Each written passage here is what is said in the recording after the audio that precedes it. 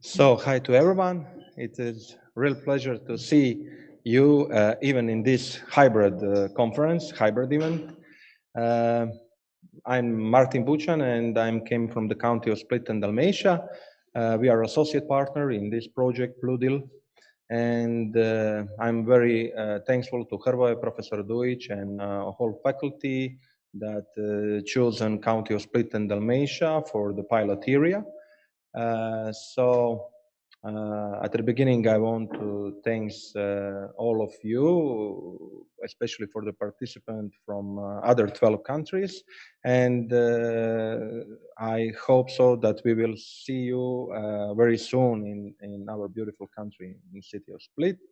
So our contacts are here. Everything what we need or you want, we can arrange and have some of the next meeting in the next period. So thank you again, and I tell that this second Blue Lab transferring lab in Croatia is open. Thank you.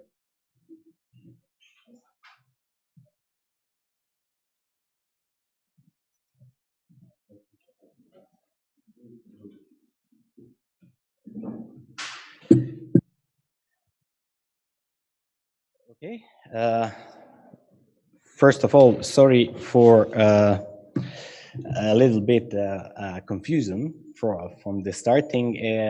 So I forgot to say what will be the rules here. So we will not have the usual questions and answers right after each presentation. We will have an open discussion after we finish all the presentations, since we have some participants that are physically here and that are online here. I will be, so my name is Hrvoje Mikulčić. I will be moderating the talks all of the 3 days that we will have the online sessions. And I will be reading the questions that will be coming from the online platform, and also discussing with the physical present here participants. So next on the schedule is Professor Neven Dujic from the University of Zagreb, Faculty of Mechanical Engineering. Professor Dujic is a full professor at University of Zagreb, Department of Power and Energy, Power and Environmental Engineering. His main research areas of interest are energy policy and planning, energy economics, sustainable development policy, resource planning, climate change, mitigation, etc. Professor Dujic, the floor is yours.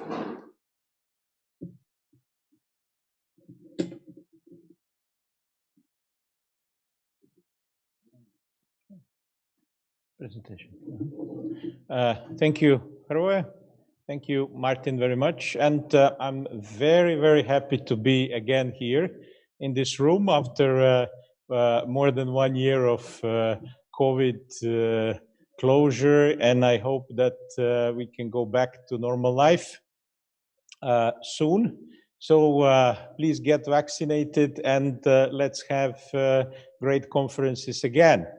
I would like to say a few words about the coming next period in energy transition in Europe and how blue energy is linked with European Green Deal. What it brings to us, the future of it doesn't work. Okay.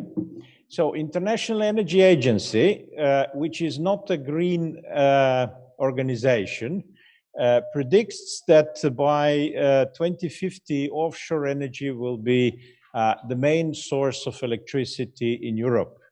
Offshore wind is a major technology, blue technology, that Europe will turn to.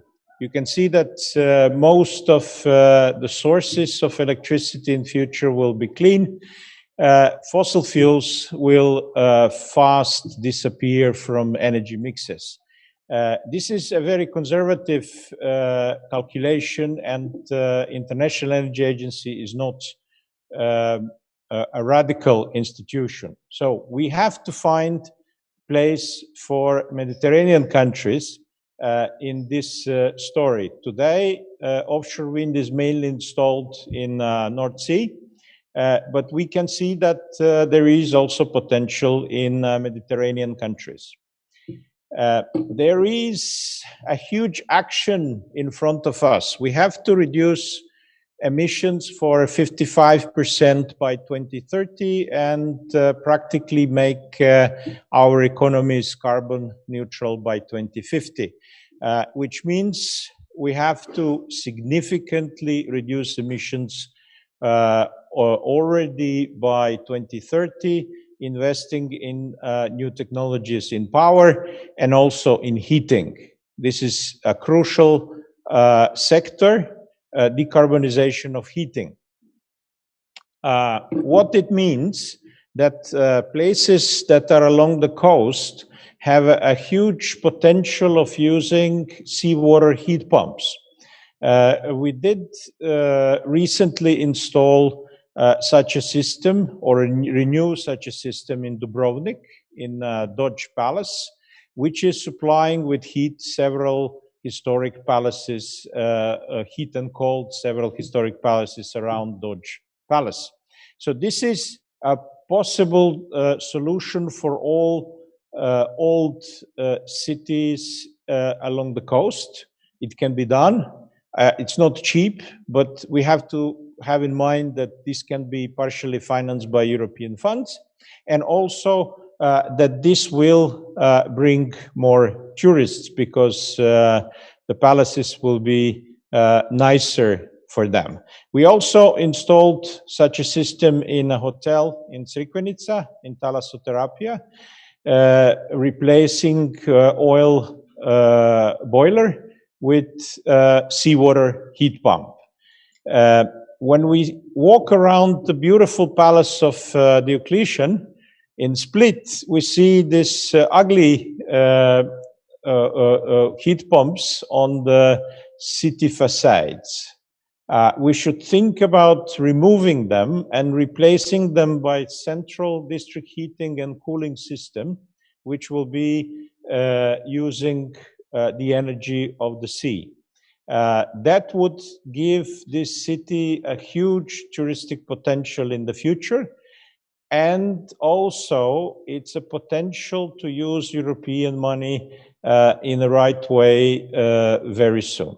So these are just few elements of possible investment that we can plan for Croatian coast. And during Today Lab, we will see many more. I hope this laboratory will be useful to all of you, and I wish you safe work today. Thank you.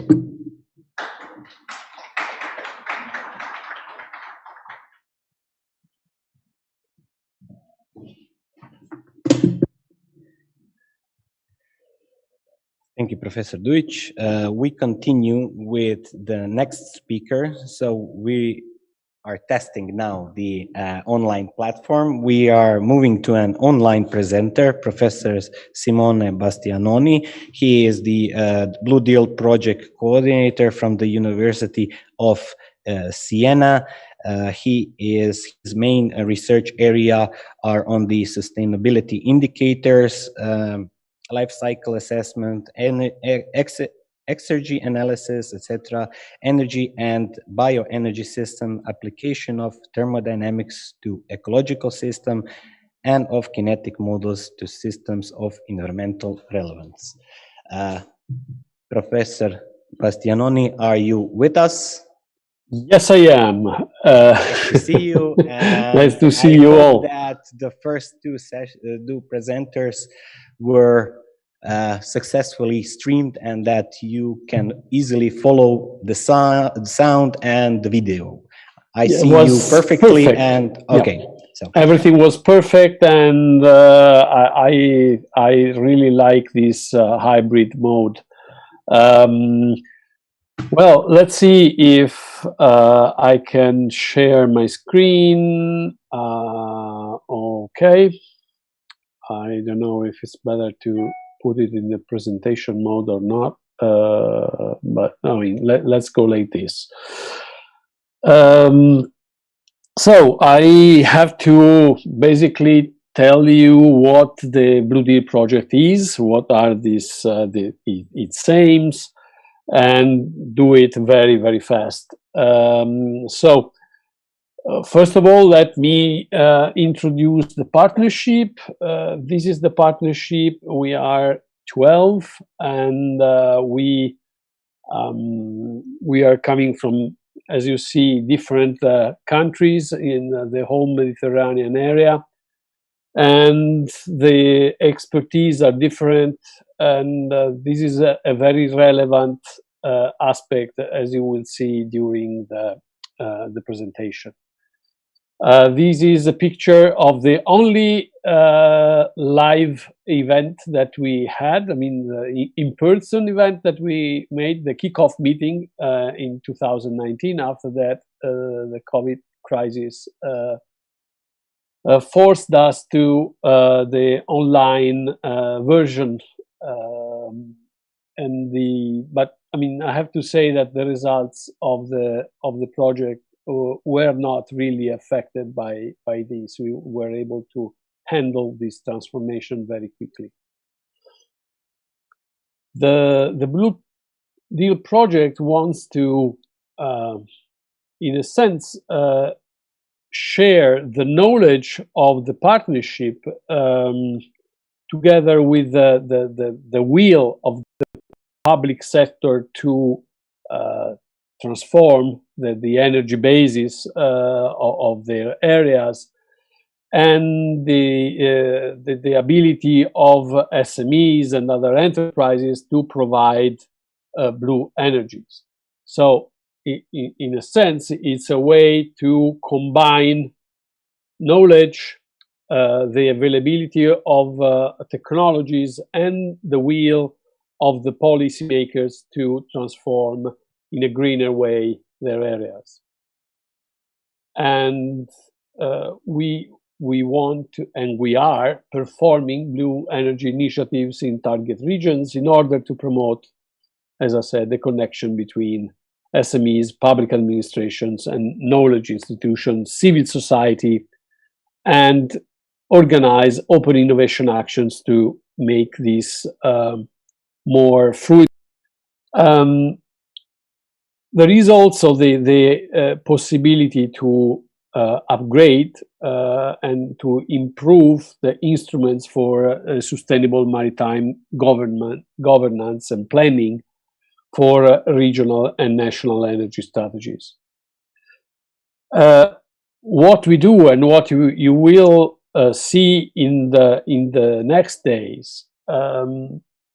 Basically, we start from the information that the local partners collect about physical, social, and legislative characteristics of an area, split area in this case.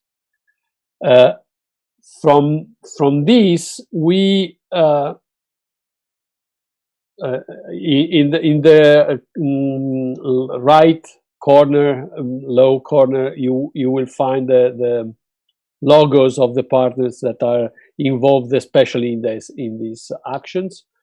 As I said, we use this information in order to create a map of the possible places where certain technologies and certain types of energy, of blue energy technologies can be implemented.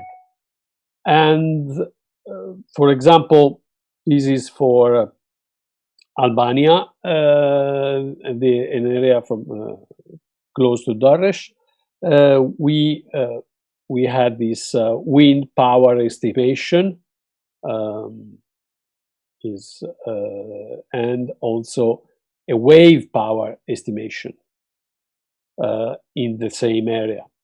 So then there is the estimation of the possible outputs that we can have from this source of energy, an environmental impact assessment, an estimation of the impacts in the whole life cycle of the installation and end of life of the various technology, and a pathway to see how a certain area can reach energy independency and become carbon neutral. Also, it is a very important thing because the inclusion and the acceptance of the population is a key aspect in our view. How the implementation of these blue energy technologies will look like when you show them so that you can really see how it would look like if these energy technologies, blue energy technologies, are implemented somewhere. And so we are focused on these open innovation actions. We have challenges that are launched these days in the various areas of the Mediterranean. But I mean, we have also a supply-demand portal in which public administrations that want to implement blue energies and SMEs and enterprises that are able to provide blue energies can meet and see and find a way to connect together. And we, as I said, we are focused on citizen and stakeholder engagement, and we will organize in every area open days in order to share our results and talk with the citizens and stakeholders in order to improve the knowledge on blue energies. And also the school involvement is important for us because in blue energies there will be need of new jobs for sure, and we have to train the younger generation in order to be ready to meet the challenge that blue energies pose.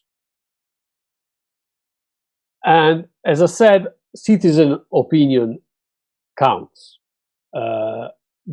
In order to show this, we have distributed a survey in every area that we analyze, a survey on the perception and of the knowledge and the attitude towards blue energy technologies that is actually in this moment present among the citizens.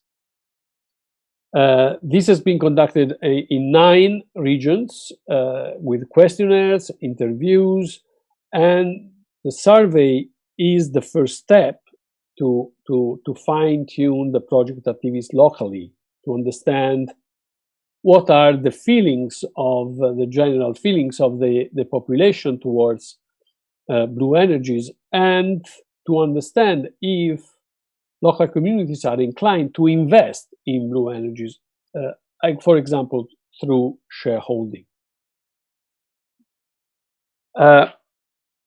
At the end of the pathway, actually this pathway will start next month. We want to establish Blue Deal alliances. In this sense, alliances is a word that we use to make understand that we are not just using clusters where just let's say stakeholders and enterprises are present. We want, as I said, the citizen to be involved. So the alliances include the citizens in order to have them also the people involved together with the technical institution, the civil associations, the public administration, and the enterprises, to become also investors in blue energies, because we think that a shared property of blue energies can be a key of success for these new technologies. Thank you very, very much for your attention.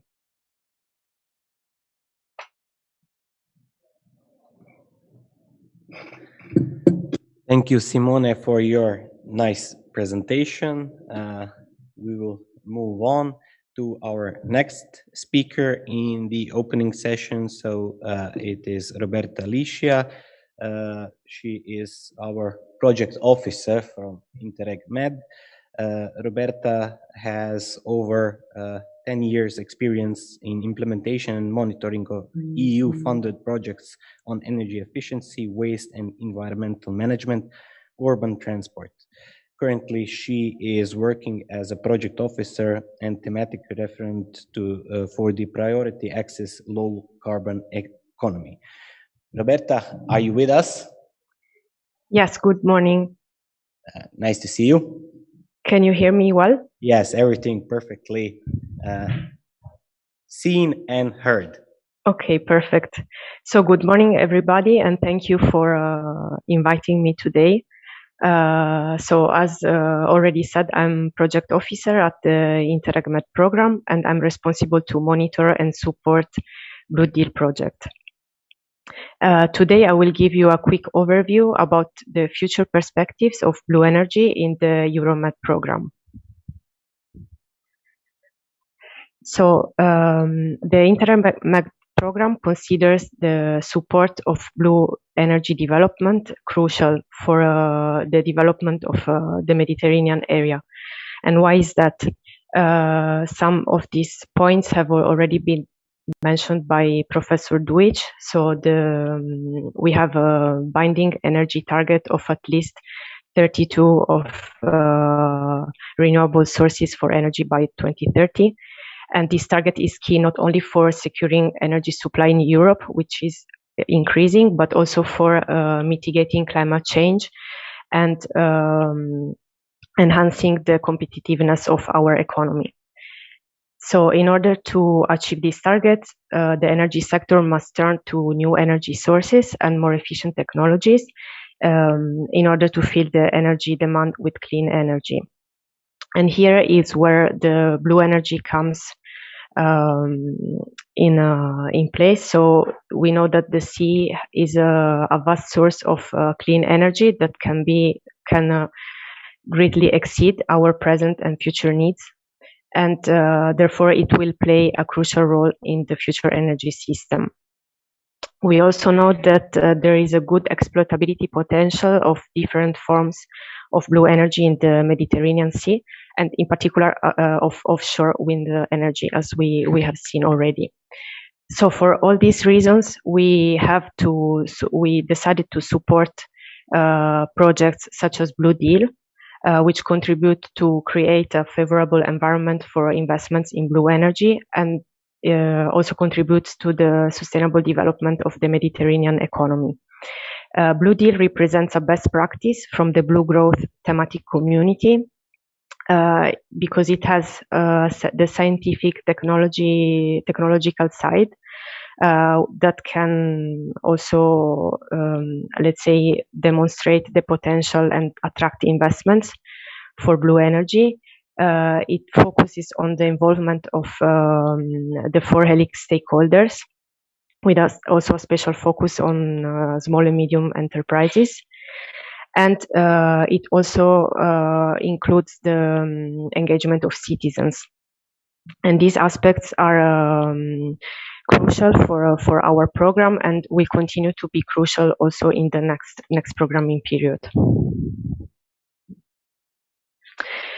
So the Interreg Med is coming to an end. Let's say next year, all our projects will be finished, and in the later second semester of 2021, we will start with the new program, which is called Euromed, and it will run until 2027.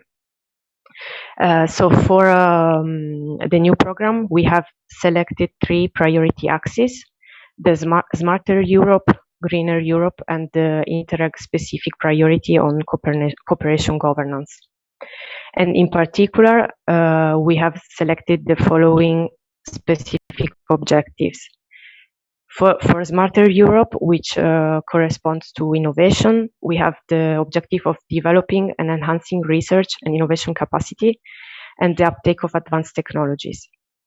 For Greener Europe, which is, let's say, the bigger axis, we have 3 specific objectives: promoting climate change adaptation and disaster risk prevention, promoting the transition to circular economy, and enhancing protection and preservation of nature, biodiversity, and green infrastructure.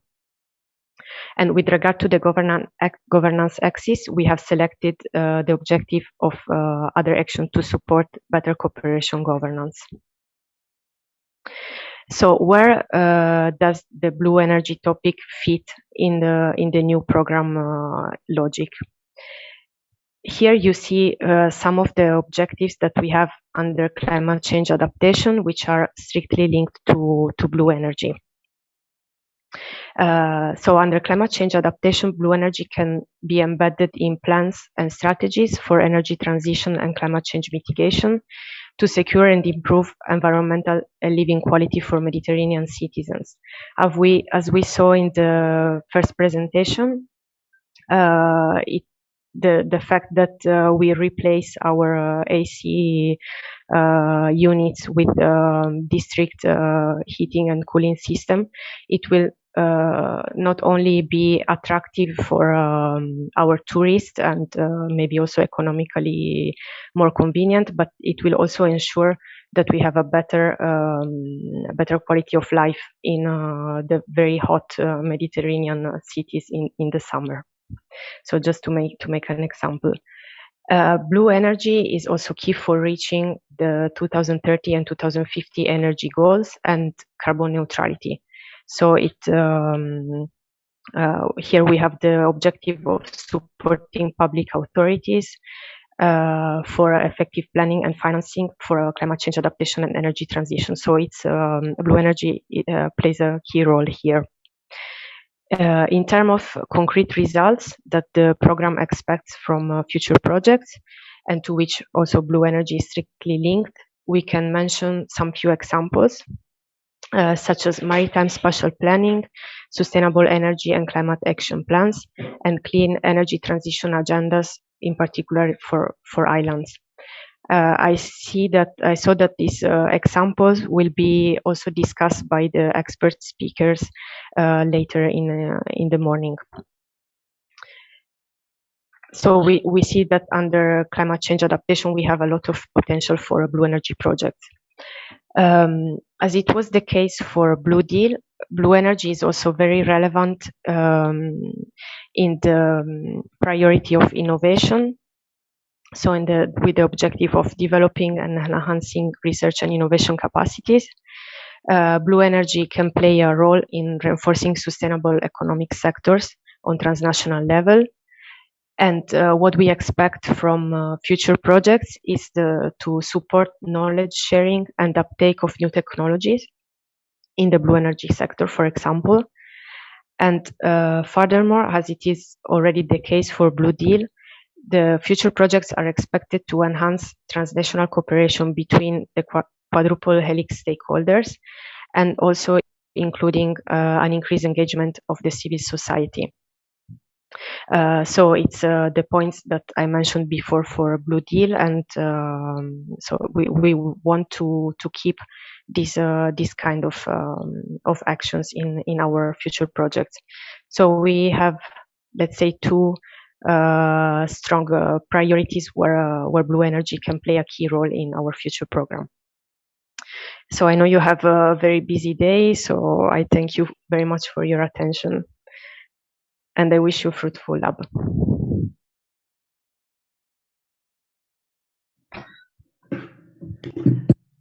Thank you, Roberta, for your talk. I am sure that all of them who are following us online, and also here we're pretty much interested to hear what is the next funding period priorities will be. Thank you for your talk. We move to our first presentation during today's meeting. So it will be from Mrs. Jelena Karamovic and Mrs. Katja Shimunovic from the Croatian Hydrocarbon Agency. They should be online with us. First to check. Okay, hello, nice to see you. I just had one kind request from the colleagues that you put everyone who is online, that they put their presentation into full screen. You are in the full screen, so now this is for the next presenters.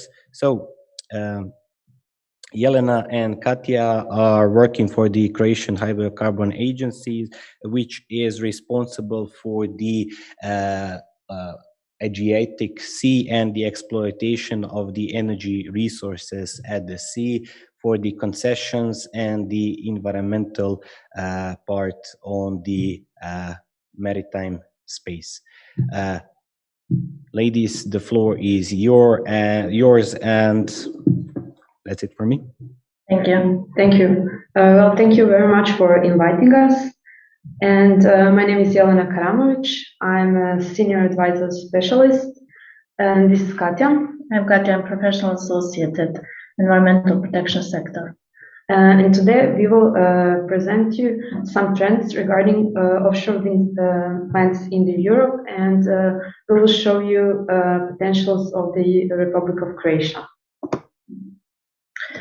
So there are two types of offshore wind turbines depending on sea depths.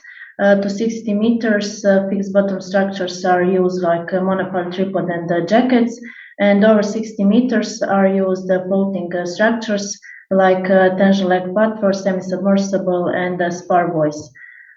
So our proposition for potential areas to put offshore wind turbines depending on the sea is exploitation hydrocarbon fields, Isabella, North Adriatic, and Marica. Fixed bottom structures could be put at Isabella and North Adriatic, and Marica there is sea depth greater than 60 meters, so floating structures could be put on that area. Short overview about statistics in Europe. In 2020, 2.9 gigawatt new capacity is installed. That's total of 25 gigawatt till 2020. From 2010 to 2020, total investments were 24.2 billion euros. It's installed 7.1 new capacity. Netherlands is a country in 2020 with a higher increase of annual growth offshore wind capacity installations. Leader countries are UK, Germany, Denmark, and Belgium, and UK is offshore wind lead country in the world as well.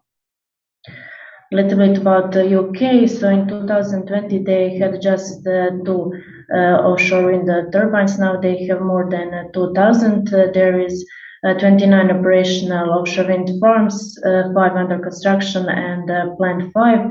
And total capacity till 2020 is 9.3 gigawatt. So we have decided to present you how licensing process in certain countries in Europe are regulated, and we will start with the United Kingdom, where competent authority is the Crown Estate for England, Wales, and Northern Ireland, while in Scotland there is a separate body which regulates ocean wind farms. So their first bidding round was in 2000. It was demonstration licensing process intended only for small-scale projects, and currently they are in fourth leasing round, and where they have selected 4 sites which are eligible for bidders. Their listing process consists of 5 stages, and it is actually elimination process, which means that a bidder and its project can enter or be invited into the next stage only if they have met all the requirements from the previous stage. So first 2 stages are stages where bidder and its projects are evaluated based on the financial and technical capacities. And after that, they have a so-called bidding process. It is in the stage 3, actually here named invitation to tender stage 2. And the final stage is agreement for lease. So currently 6 projects in the 4th round have been selected and will now progress to environmental assessment, which is one level habitats regulation assessment.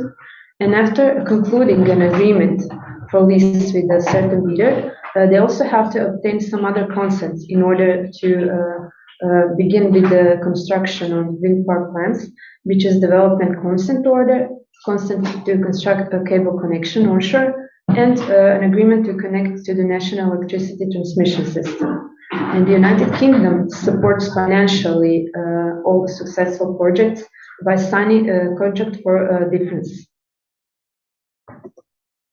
So second lead country in Europe is Germany. There are 26 operational offshore wind farms, 1 under construction, and there are 7 planned. Total capacity is 1.7, and the number of turbines are over 1,400. So the licensing process in Germany depends whether wind farm plants are situated in the territorial sea or in the exclusive economic zone. In the territorial sea, competent is each federal state, and also for preliminary investigation of the sites, it is authority responsible under land law. But considering the huge amounts of limitation in the territorial sea, it is not likely that any project will be developed in the territorial sea. In the exclusive economic zone, competent authority is Federal Network Agency and Federal Maritime and Hydrographic Agency, which is also competent for a preliminary investigation of sites. So the process in Germany is actually auctions, where Federal Network Agency issues the funding award to each site up for auction to the bidder with the lowest bid. And the winning bidder is entitled to exclusive right to implement a planning approval procedure to construct and operate offshore wind installation. He's entitled to market premium and to connect to offshore wind energy installation, and also to assign grid connection capacity on the offshore connection line. In Denmark, there are 14 operational offshore wind farms, planned 3, and number of turbines is over 500. Total capacity starts 1.7 gigawatt. There will be first hybrid project. That means that offshore wind could be used by 2 countries, in this case by Denmark and Germany. So in Denmark, the competent authority is Danish Energy Agency. Their leasing process consists of obtaining 3 different licenses. First is license to carry out preliminary investigation, then license to establish the offshore wind turbines, and license to exploit wind power of a certain number of years, and an approval for electricity production. Those licenses are obtained successfully.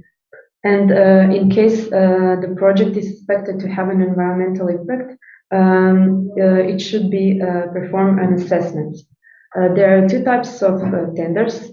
One is government call tenders, where the Danish Energy Agency announces a site-specific tender for an offshore wind farm of a specific size, and interested developers shall apply and quote price in the form of a fixed price. And the second option is open door procedure, where the project developer submits application for a license to carry out preliminary investigation, and in case the results of the preliminary investigation show that the project can be approved, then the project developer can obtain license to establish the project. As you were able to see, all countries have different kind of systems, different kind of regulation, different approvals. And so in Europe, there is not a unique system that would apply for offshore wind farms. But what all countries do have in common are the targets prescribed under the European Green Deal. And you were able to see before what are those targets. I will just mention that one of the targets is cuts in greenhouse gas emission compared to levels in 1990s, which initially was for 40%, but now has been increased to 55%. And then we have at least 32% share for renewable energy, and at least 32.5 improvement in energy efficiency. Current situation in Croatia is that we only have onshore wind farms, and there are 22 wind farms, 21 in regular operation, 1 in trial operation, and 1 in pre-trial work.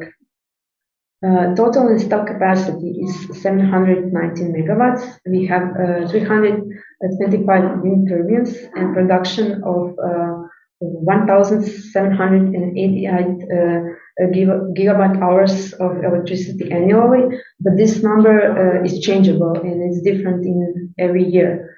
There is not one single law that would regulate licensing, but rather there are several laws and which prescribe different kind of permits and approvals which one developer needs to obtain in order to start the construction and production of electricity.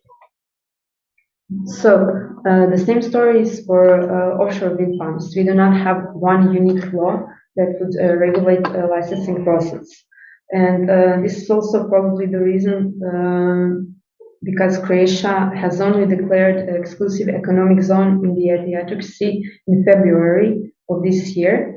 And according to Maritime Code, Croatia is entitled to perform exploration and exploitation activities and also energy production using the sea currents and winds in the economic zone.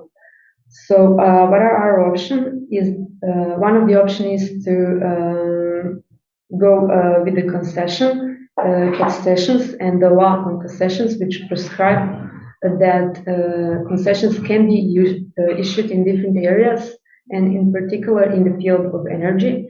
But our opinion is that it would be better to render a new law which would regulate strictly this area, especially considering the areas which we believe are most suitable for installation of wind farm turbines in the Adriatic Sea. So as we already mentioned, potential areas that we find out is interesting to put offshore wind farms are exploitation hydrocarbon fields. So one of them is Isabella. We got the area of 300 square kilometers when we took out buffer zones around installations, and from the border lines we took that 500 meters. Wind speed on that area is about 5 meters per second. That data we took from Global Atlas Wind. Sea depth is to 38 meters, though it's suitable for fixed bottom structures. Distance to shore is over 50 kilometers, so that means that they are not visible from the shore. A number of turbines that can be set on exploitation hydrocarbon fields Isabella is about 150. That number we got, we took some existing wind farms in Europe. So number of turbines on the area on that farms, we did interpolation and we got this number. It's similar at the exploitation hydrocarbon field North Adriatic. It's bigger. It's 1,500 square kilometers, and the number of turbines that can be set on that spot is over 700. On the next slide, you have visible the existing exploitation fields of hydrocarbons and also existing shipping routes in the Adriatic Sea. And since these exploitation fields have been exempted from the shipping routes, we believe that this is one of the benefits why offshore wind turbines should be installed exactly in this area. And we will now present you what we believe are benefits of installing wind farm plants in these specific areas, which is also our conclusion. They are far from the shore, which means there is no noise pollution. They are not visible. They are exempted from the shipping routes. There is no evidence they are harmful for the aquatic ecosystem. And there is a possibility to reuse existing installation, which is also kind of a trend in the world. And Italy has rendered a decree which enables for installation that should be removed or are no longer in use in case their Ministry of Economic Development agrees that those installations can be reused. It puts them on a list, and interested developers can apply and present how they plan to or intend to reuse those installations. So far, none of the existing installation has been reused, but it is interesting to see that this possibility exists, and maybe this is one of the possibilities that we can also use. So our proposal and further steps would be to connect and establish communication with the holder of existing concessions, then to analyze the market and to see if there are some interested developers who would like to invest in this field, and to render a new law that would regulate specifically this area. So thank you very much for your attention. Hopefully we presented you some new ideas which were interesting.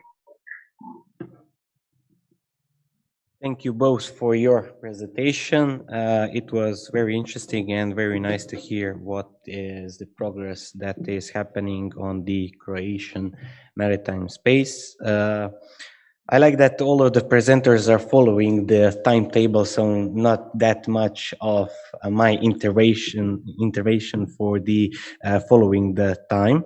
So we will move on to our next presenter. The next presenter is Mr. Matija Vajdić from the Energy Institute Hrvoje Požar.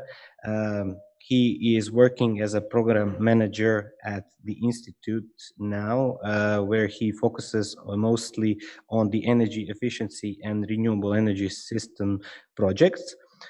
He also worked previously as a project manager for the Joint Secretariat of the Interreg Central Europe program in Vienna, but returned back to the Energy Institute Hrvoje Požar. Matija, are you with us? Yes, I'm here. Hi, everyone. Hello. So please put your presentation in full screen. Isn't it? I think it should be. However, if it's not, can you hear me? Yes, we can hear you perfectly. It's only that. What about the? We see the slides.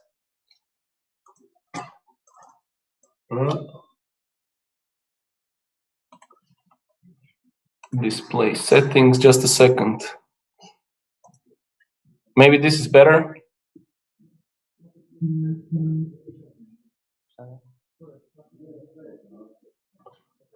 Is it okay now? Please try with F5 on your laptop or your screen where you are doing the. So it's still we see the slides. If nothing else, If it's not working, I you can continue with the presentation and not that. I have 3 screens, so that's why maybe it Okay. doesn't work well. Your own. So you continue it like this. So never mind. Okay, sorry, I really apologize. How No problem. I can... Okay. The floor. Okay. So thank you, Herman, for the brief introduction.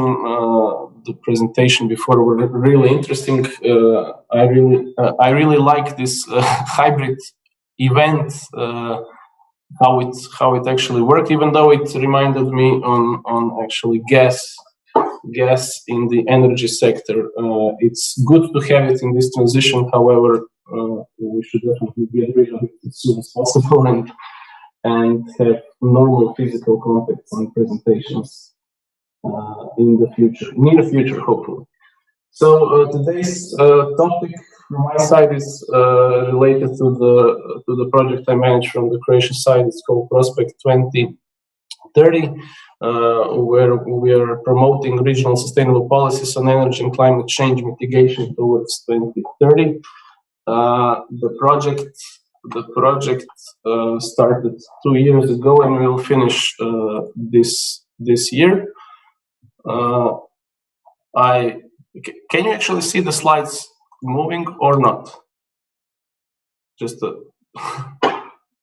We see everything. Do not worry. It's the sound and visual is working correctly. Excellent. Thank you. Sorry for this interruption.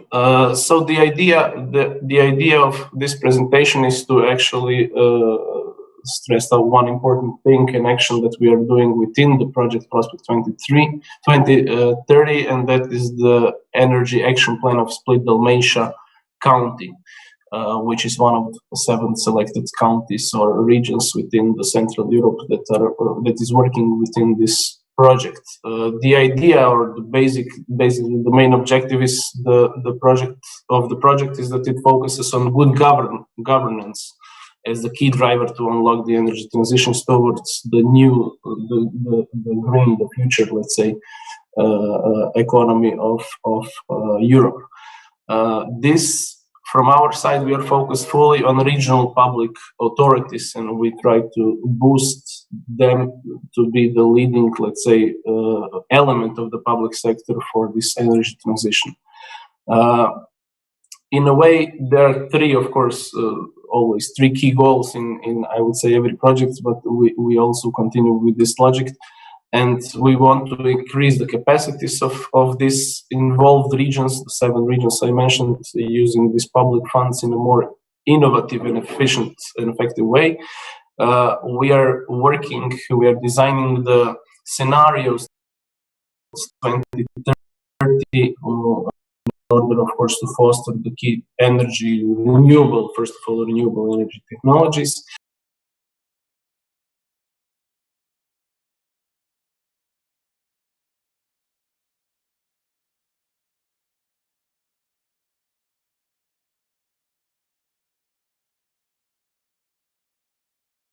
All the relevant stakeholders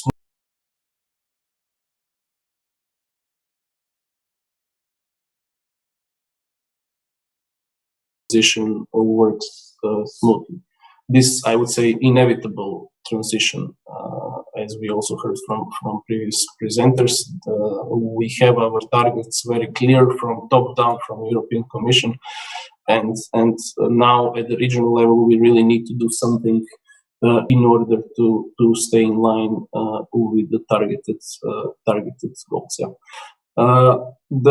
One of the tasks is of the whole project develop this new energy action plans of the 7 selected regions within the Central Europe area.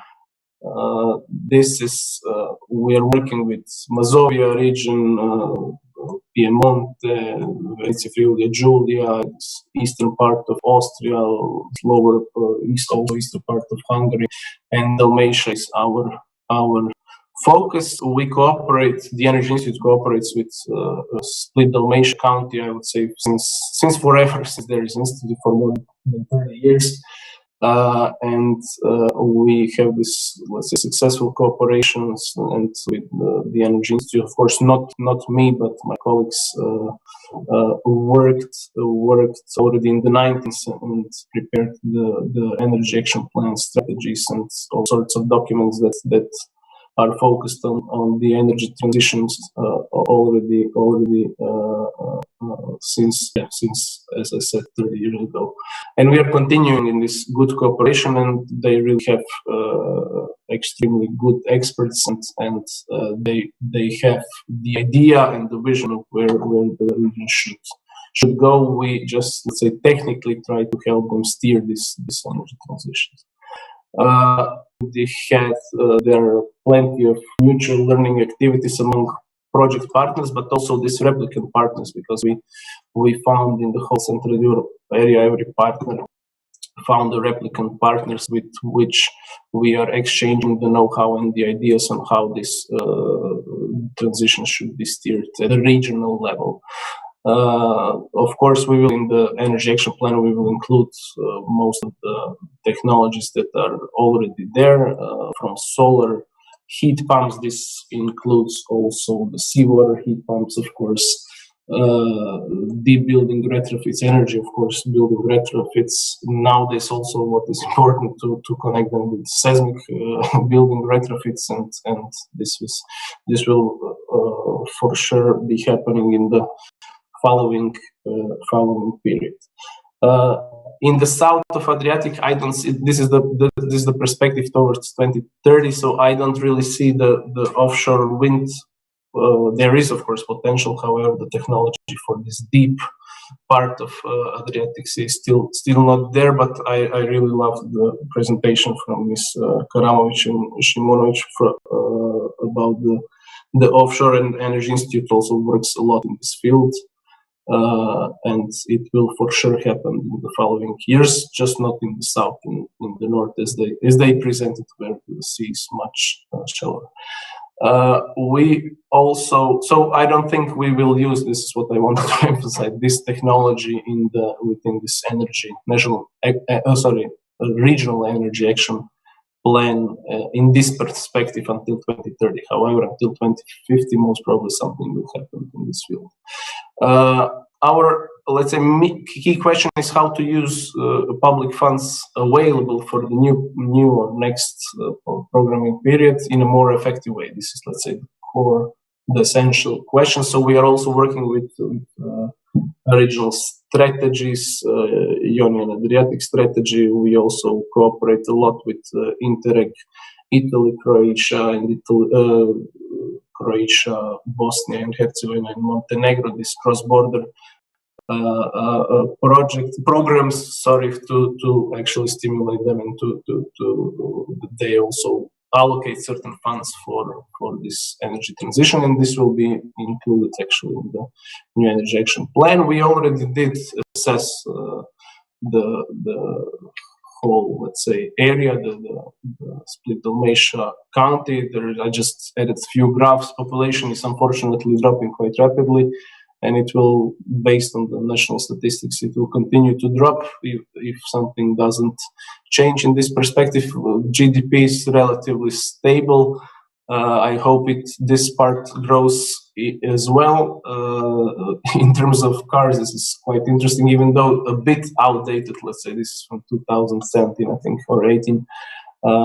It's 50-50 between petrol and diesel cars. Electric, there were only 13. I hope there is at least 100. For the development of the energy action plan, of course, we will use the newest numbers. This is just from the report that we published last year about, of course, energy sector in Split Dalmatia. It's available online. I think I also added the link, so you will be able to click it. Share of sectors in total regional final energy consumption, most of it is used by transport, of course. Matthias, sorry for interrupting. Should you have been changing the slides? You are still on the slide 3. Oh my God! Yeah, this is what I asked. Sorry, I'm obviously changing and drawing on slides which are which are on the wrong side of the screen. So let's.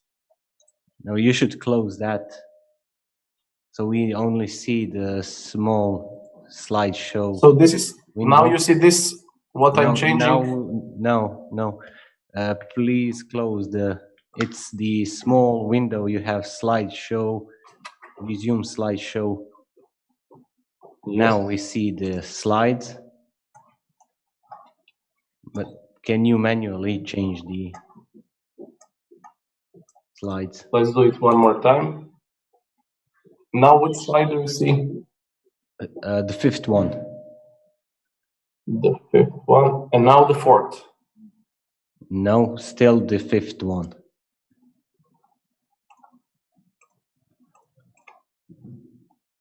This you have to close. You have a slideshow. Is the small window. Please turn it off. Or I'll just.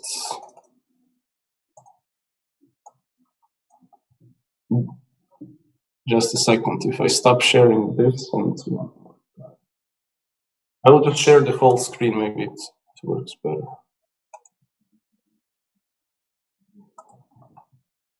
Now you see these graphs. Yes, now we see the complete presentation, full screen. Okay. And I'm switching between slides. If you can just quickly go from the slide 3 and just quickly. Sorry for this. So the slide 3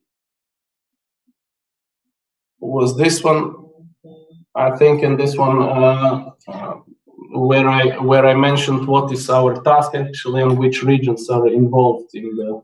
Now you see me drawing, yeah? Yeah, but just quickly go through it. We have just quickly. Time. So these are the 7 regions, and this is where we are developing this action plans. The graph where I commented the let's say drop of population, and this trend continues. The GDP that is actually in a way stable. The cars that I mentioned, which are mostly diesel and of course petroleum. There were at the time 13 electric vehicles in the county. However, I hope this is at the moment 100, and this should of course grow. Otherwise, we cannot reach anything. Then this graph down below in the middle, where the total regional final energy consumption is presented, we can see, of course, the most of it goes towards the transport, and this sector needs to be completely reshaped. Residential buildings are also a huge consumer of energy, and of course services, which are growing. This industry is unfortunately quite low. Final consumption by fuel, most of it, of course, because of the transport, is related to crude oil. This renewable energy is actually biomass that is not super efficiently used. It's just fuel wood, normal firewood, and of course should be also changed quite soon with more efficient technologies. And in terms of CO2 emissions, of course, it's clearly the transport sector is the largest emitter of the CO2. Data collection was quite difficult. However, we managed to gather quite some information. This is in the middle, this is the hydro energy power plants that were built in 40, 50 years ago, and they will continue to stay like this. They are retrofitted, some of them. Hydro power plants Actus was recently retrofitted, so they are becoming more efficient. But I don't see much change in this part of supply. From the wind power plant, this is quite interesting because it's of course growing, and this onshore wind power plants. In the future, there might be certain floating offshore wind power plants. However, I don't see it until 2030, and this data changes quite rapidly. This is also a bit outdated. This week I should get the newest information for our model. from the supply side, we finally managed to gather all and to balance the whole energy statistics at the municipal level for the whole Croatia. This is something that is, let's say, super new, and we finally have it also for the Split Dalmatia County, where we managed to use all the data available. We anyway, as the National Energy Institute, publish every year and do this for the Ministry of Economy and Sustainable Energy. We make this so-called Energy in Croatia statistical, let's say, document, which is at the national level, but now from this document we managed to lower it at the municipal level, so we now have a clear picture of which municipality or county in this case uses which energy, how much is it. So this is now from our side clear, and on the left side you see single-family houses, on the right side multi-family apartment buildings. Most of it single-family houses are using biomass, which makes a pretty large share, and around 35% is electricity due to cooling and heating, of course. Multi-family residential buildings are using also dominantly electricity and biomass. Matthias, sorry for interrupting. Could you please talk to the microphone, because you are talking away from the microphone, so we can hear you better. Thank you.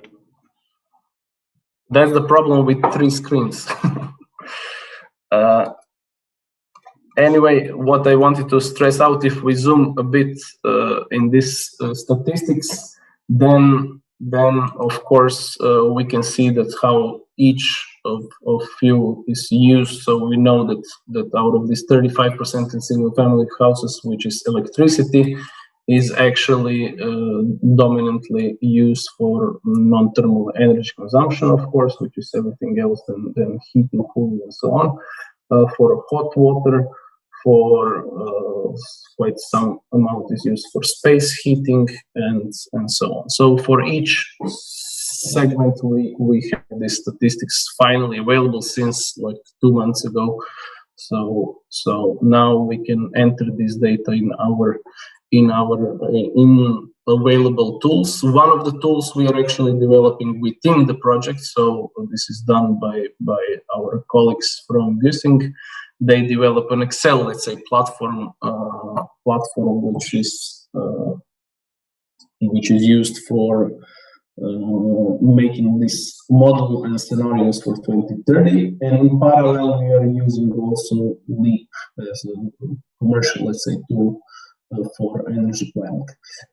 In a way, the first part was the storyline, where we actually just designed a story on how the future should look like. We made a SWOT analysis of each, let's say, measure and scenario. We designed these scenarios and within the time horizon of 2-3, so short-term scenario, mid-term 5-6 years, and then long-term until 2030. We also designed the measures that should be implemented and actions, of course, which should be implemented within the county. We designed also the business as usual scenario, and now based on this, we will design in the next few weeks the future scenario for certain actions where the county can actually, where the county of course can influence certain directions. Either it boosts the solar thermal energy sector with certain subsidies or preparation of documentation or whatever. We are at the moment designing this let's say measures. And then this project partner from Güssing also designed the Excel file in which we are entering the numbers that we gathered and seeing how it influences the final energy consumption in the future. In parallel to that, as already mentioned, we are using Leap. It's a commercial software. It's really nice for visualization, but I mean, it's just a tool. Of course, you can't use it without data. And as already mentioned, recently we finally managed to balance all the data at the municipal level. So now we have all the data available and we are entering it in Leap. So I just took the graphs and pictures from Leap web page. I hope in my next presentations I will have, of course, graphs related to Split Dalmatia County. As a final conclusion, I think I fully agree with the whole project concept that actually the transition should go from the regional level, and with the help, of course, of experts from university, from Faculty of Mechanical Engineering, Electrical Engineering, the National Energy Institute, regional energy agencies, and we need to, of course, work together, because that's the only way we can achieve the targets that are in front of us. And we need to understand that everything will completely change in the next 2, 3, 5 years. Yeah.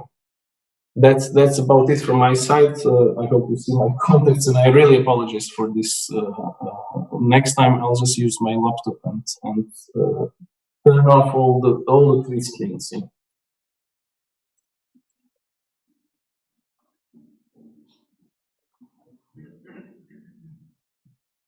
Thank you, Mattia, for your presentation. We move on with the next presenter. Since on Sunday we had the local elections in Croatia, the local government representatives are now in the second round election campaign, so they will not, Stipe Čogelja and Matej Dorčić will not be here physically with us. However, we have a representative from the Split Dalmatia County here with us. It will be Martin Bučan, who will do the presentation in their name. So Martin, the floor is yours.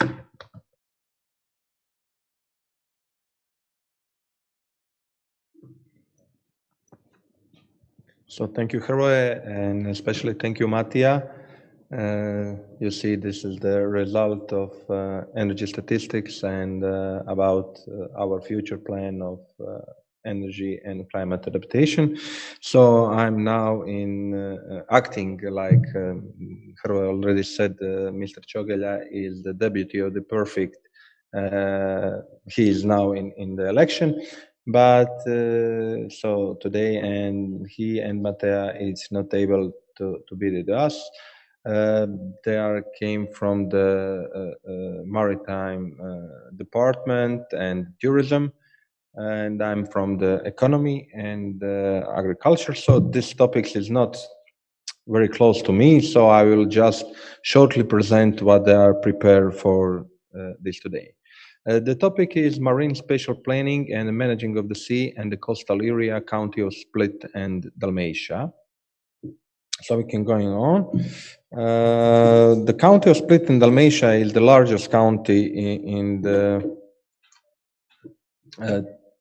territorially the largest county in the Republic of Croatia, and its maritime parts cover 30% of the territorial sea in that area.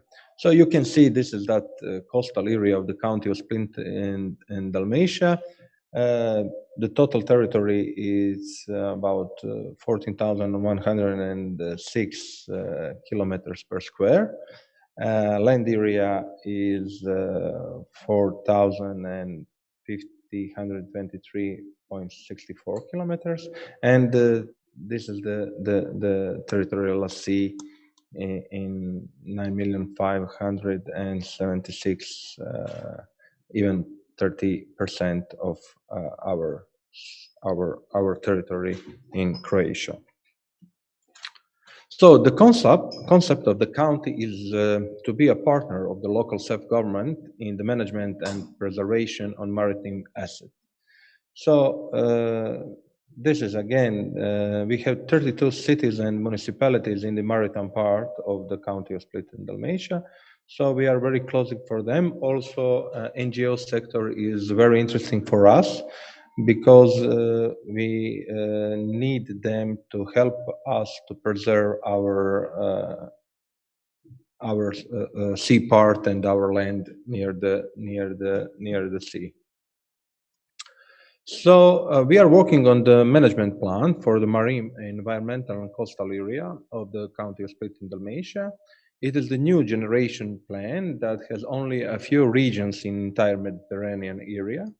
It is a document which, based on the conducted analysis of the priority area, will provide a strategic framework and propose guidelines for joint information, review, and planning of sustainable development of the coastal area of County Split and Dalmatia.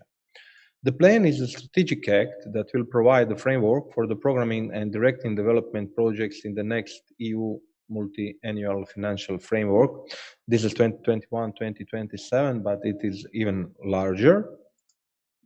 And these development projects refer to defined priority areas of funding, which include development of green infrastructure in urban area, circular management of space and buildings, development of green infrastructure outside urban area, which focus on strengthening resilience to forest fires, forestation, and strengthening public forest function.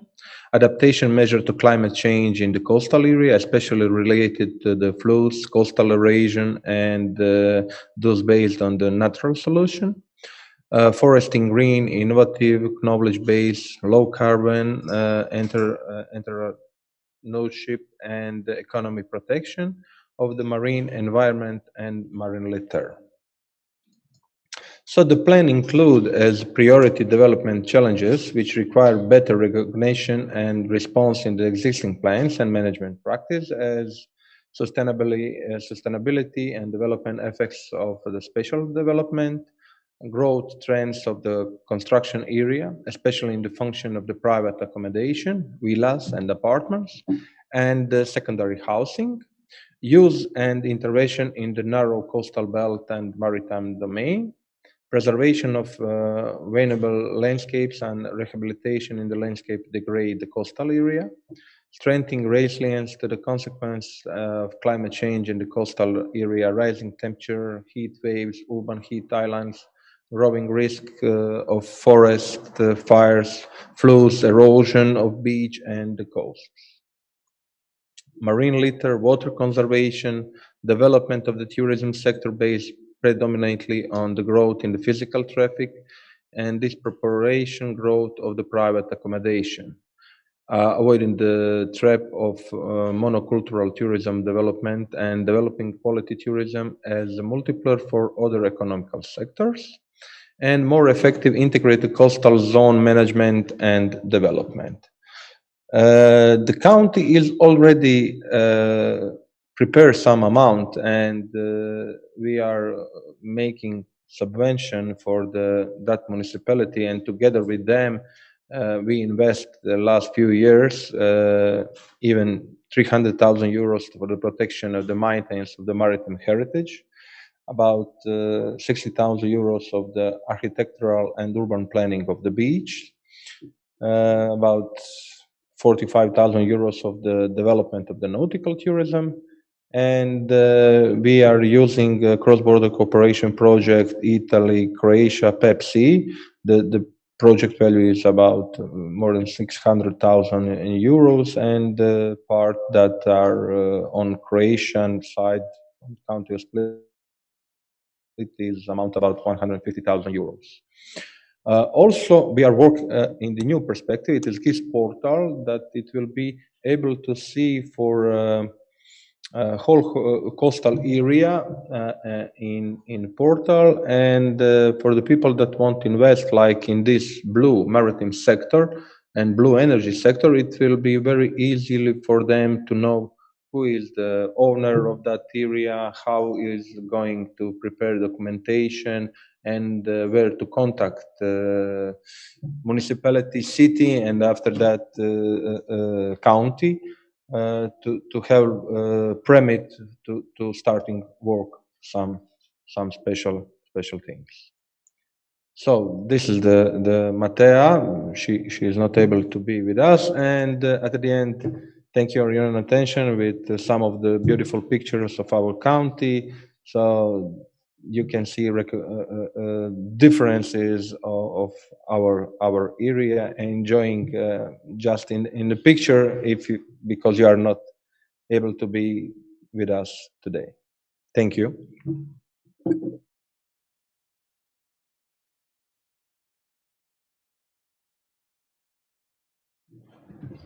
Thank you, Martin, for your nice presentation. So we move on with our presentation. So now we will again switch to online presenters. So I welcome Mrs. Alessandra Sensi and Mr. Mohammad El Husseini. So from the Union for the Mediterranean. Hello, are you there? Yes, we are. Good morning. We still don't see you. Okay, now I. Yes, good morning. I don't know if you can hear us. Yeah. Yes, everything is fine. We can see you. We can hear you. So, Mrs. Sensi, the floor is yours. Thank you very much, and thank you very much to all for the invitation to this event. I could actually capture some of the important message sent by the previous speakers, and actually my presentation will fall immediately to the one on maritime spatial planning, but let's say looking and linking with the regional dimension that was sort of evocated by the colleagues. Let me go actually to the presentation. Sorry, here we are.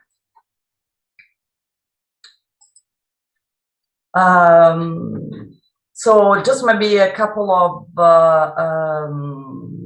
comments on the Union for the Mediterranean. I mean, as you know, the Union for the Mediterranean is made of 42 member countries. So we are referring to the regional dimension, the Euro-Mediterranean dimension. And basically where all the countries, not just the coastal countries, but, you know, countries that politically belong to the Euro-Mediterranean region, do participate in building on an equal footing with equal, let's say, ownership, common agendas on shared priorities.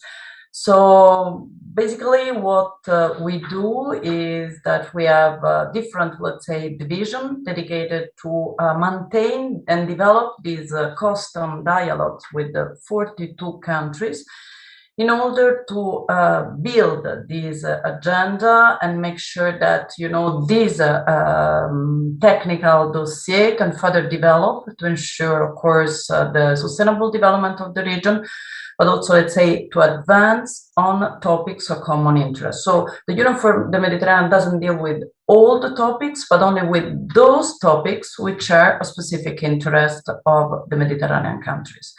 And here, of course, I mean, it's very important to refer to marine renewable energies, which is, of course, a dossier that is part of the dossier that I'm directly managing on blue economy, but that more specifically is dealt by my colleague, Mohammed.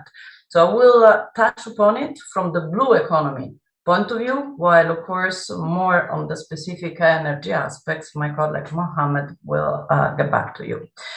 Let me just refer to the fact that we do work at 3 different levels. So let's say one is more the ministerial level, meaning that we do have periodic meetings of ministers of the 42 countries, indeed to agree on this common agenda.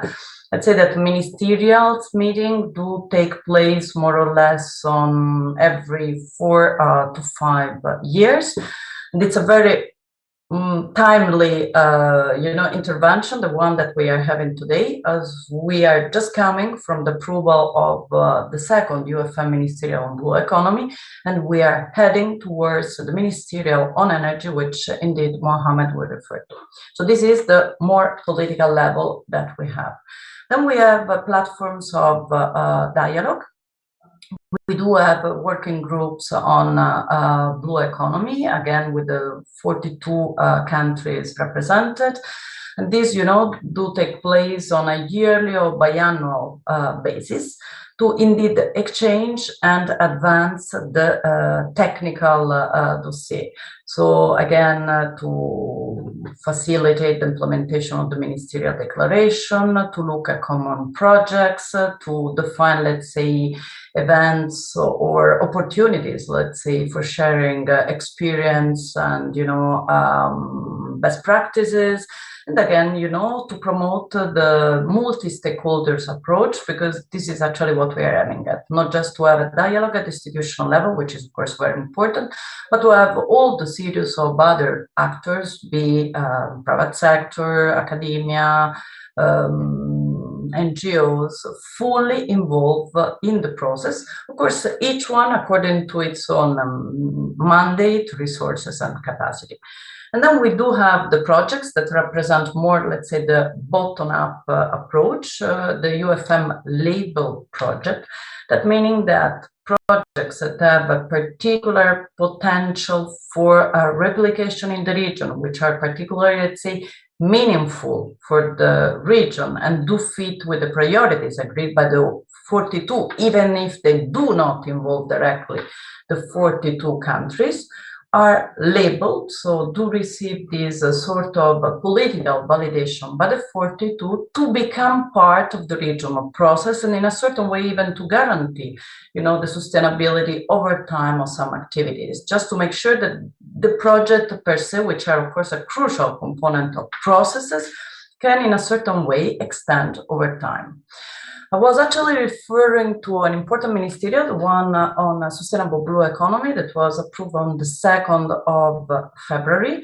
I have to say that we are quite proud of the results of this ministerial that comes out of a lot really of intensive effort made by the countries to be ambitious. It's a very ambitious agenda and to expand the original Sustainable Blue Economy Ministerial of 2015.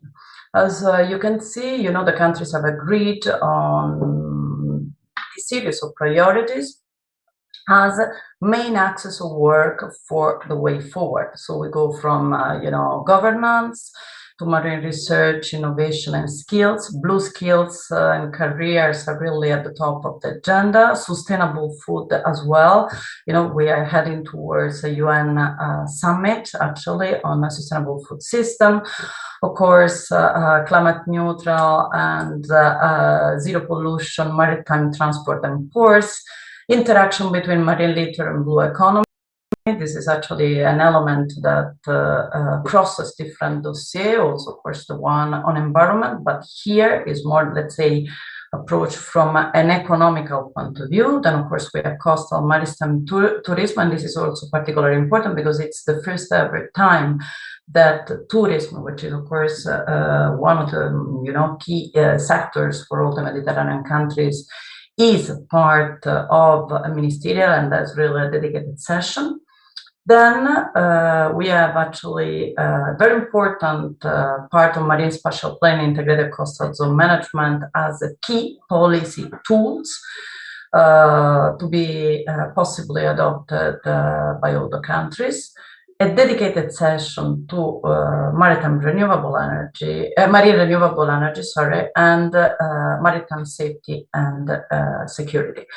Of course, the ministerial was elaborated already started to be elaborated before the COVID, and then we decided actually to postpone it indeed to integrate the challenges that the COVID has in a certain way posed to all the region.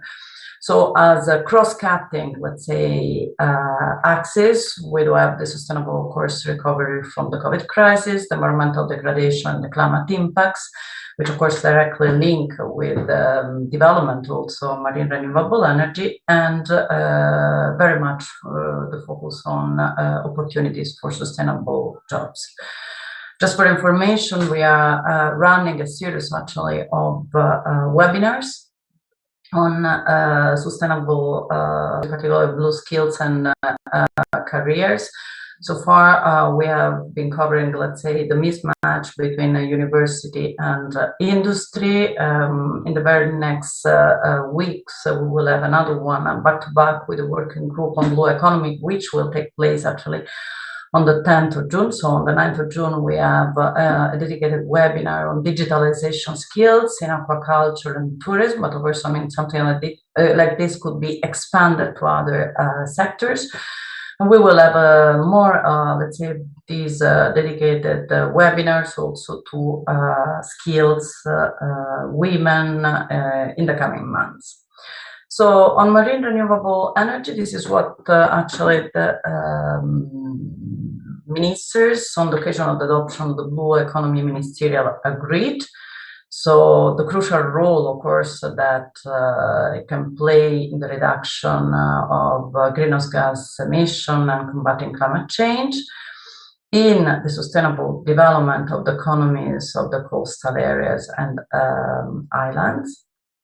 Of course, there is a stress on the need, let's say, to have a closer regional cooperation, and I guess, you know, Mohammed will touch upon that immediately after me. Me, as I'm also, let's say, managing the environment dossier, of course, I mean, we do value very much point 68 on, you know, the need of considering all the potential, let's say, environmental impacts, and in particular, as I mentioned, you know, use maritime spatial planning as an important tool to ensure the coordination of all the different activities that are, you know, being run at sea. The last point is particularly important in the sense that it was even referred to and stressed, the one on regulatory frameworks and facilitation of licensing process, also within a very broad consultation that we had before the ministerial itself, where we could actually collect all of a series of inputs from different categories of stakeholders. Actually, these results are online and available, and we would be even, you know, very pleased to share them with you. I reported here, and this is really just for you to keep. I mean, we can, of course, share the presentation. The ministerial itself is available online, so I can also provide you with a direct link to the ministerial. This is actually also what the ministers agreed on maritime spatial planning and integrated coastal zone management, which, as I said, is an important policy tool to in a certain way, regulate the increasing competition for the use of marine and coastal space. I'd like also to bring to your attention that we do have a sort of note for blue economy information. It's also, you know, an important stakeholders platform. Why? Because, I mean, through the UFM Mediterranean Blue Economy Stakeholder Platform, you can see which are, you know, the events also concerning your own sector that, you know, are running at regional level. You can get in contact also with other partners. I mean, should you be, you know, applying for calls and so on, and would you like to have even, you know, partners from non-EU countries, because this is what we are very much facilitating as UFM, this contact between, you know, the north and south shores, let's say, of the region. You can also, through this platform, have an access to, you know, expert companies and partners that also can apply with you, as well as you can, let's say, grasp information through our, let's say, newsletter on what's happening, as I said, more at regional level. Just because I'm seeing that, actually, we produce a video on the occasion of the ministerial in February. You can actually have a look, because it's a 5 minutes video that summarizes actually the achievements and the challenge that we are setting for the future to come. So in few minutes, you can really have the synthesis of what and progress has been done since 2015. There will be also a publication, actually, which is towards a sustainable blue economy in the Mediterranean, which is in a certain way also the update of a previous publication that we did in 2016, again with a regional look, where we stand with the different sectors. And there will be also a dedicated section on marine renewable energies. And just to conclude, and before giving the floor to Mohammed, I would like actually to reiterate what we could do together. We are actually intervening today on the occasion of this lab in Croatia, but of course, I mean, as it was mentioned, we do look at the regional dimension. We have platforms of dialogues, so we can offer actually access to these platforms or events with the Southern Med partners, maintaining also this multi-stakeholders dimension. We can help, should you need it, also to network, disseminate, transfer, capitalize the results of Blue Deal to other countries of the region. We can also facilitate your contacts with the non-EU partners. Of course, also facilitate your participation to regional events, should you be interested. And again, also you can keep in mind the UFM label, which, as I said, allows projects, relevant projects, to be part of a broader, regional process, and can, of course, I mean, favor also a partnership for future, let's say, fund raising. So let me conclude, with this positive message, and I hope, we will indeed find more opportunities to connect in the months to come. Thank you very much. I will give the floor to my colleague, Mohammed. Thank you.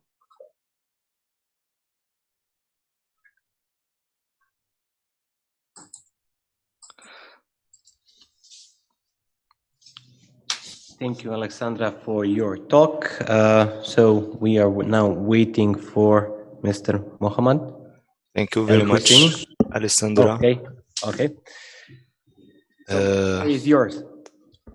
Okay, thank you very much for inviting me to this event.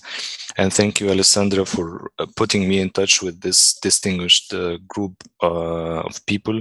And I'm trying to share my screen with you.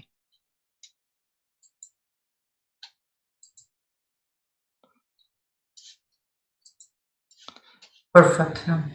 Okay, so now I'll proceed. I'll talk or I make a presentation about my work here at the Energy and Climate Action Division at the Union for the Mediterranean. I listened to Alessandra and to the insightful presentation she just made. She talked about the Union for the Mediterranean, and of course she mentioned that we have 42 countries or member states. So I'll here start with the UFM Ministerial Conference on Energy. We had one in 2016, and it witnessed the endorsement of the 3 UFM energy platforms that we work through them. I will explain them in the next slide. And in 2014, we had the UFM Ministerial Conference on Environment and Climate Change, and it led to the establishment of the UFM Climate Change Expert Group and the UFM Working Group on Environment and Climate Change. And I will move to the next slide, where we have more explanation on the platforms. First, we have 3 energy platforms, actually. We have Regional Electricity Market Platform. We call it REM. And from its name, it aims at the progressive integration of energy systems and energy markets. And its main purpose is the enhancement of electricity exchanges and interconnections among the member states. And second, we have the Renewable Energy and Energy Efficiency Platform.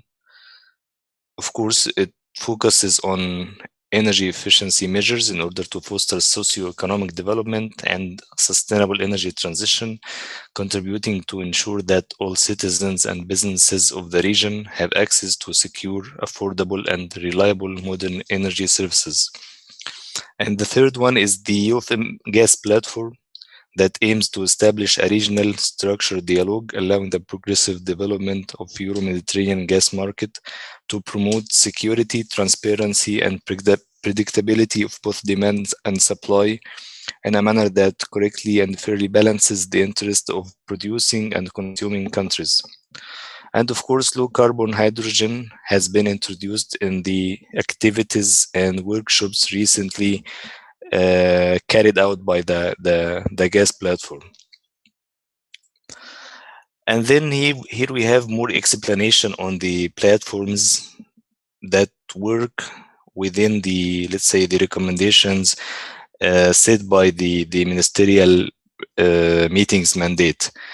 And they aim at exchanging regional challenges and sharing best practices, as well as promoting a Mediterranean agenda in order to identify concrete actions and initiatives focused on markets, development, and interconnectivity.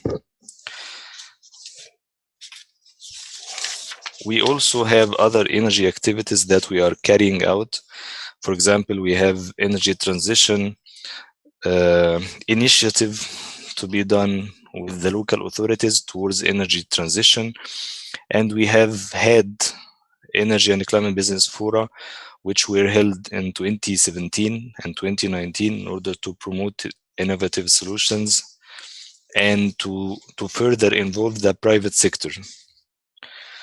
And in the same line, we have many stakeholders with whom we work in order to foster the work and enhance the activities of the energy platforms. In this regard, we have Mediner, we have Midrig, we have MedTSO, we have OME, we have RCREE, and we also have MOU with the International Energy Agency.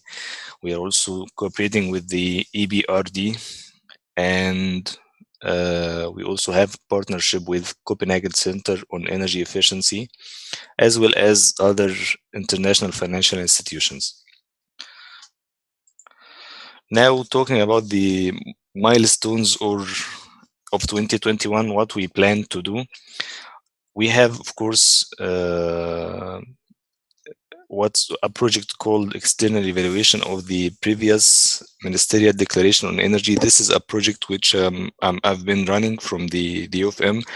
We have had a tender and we choose a company.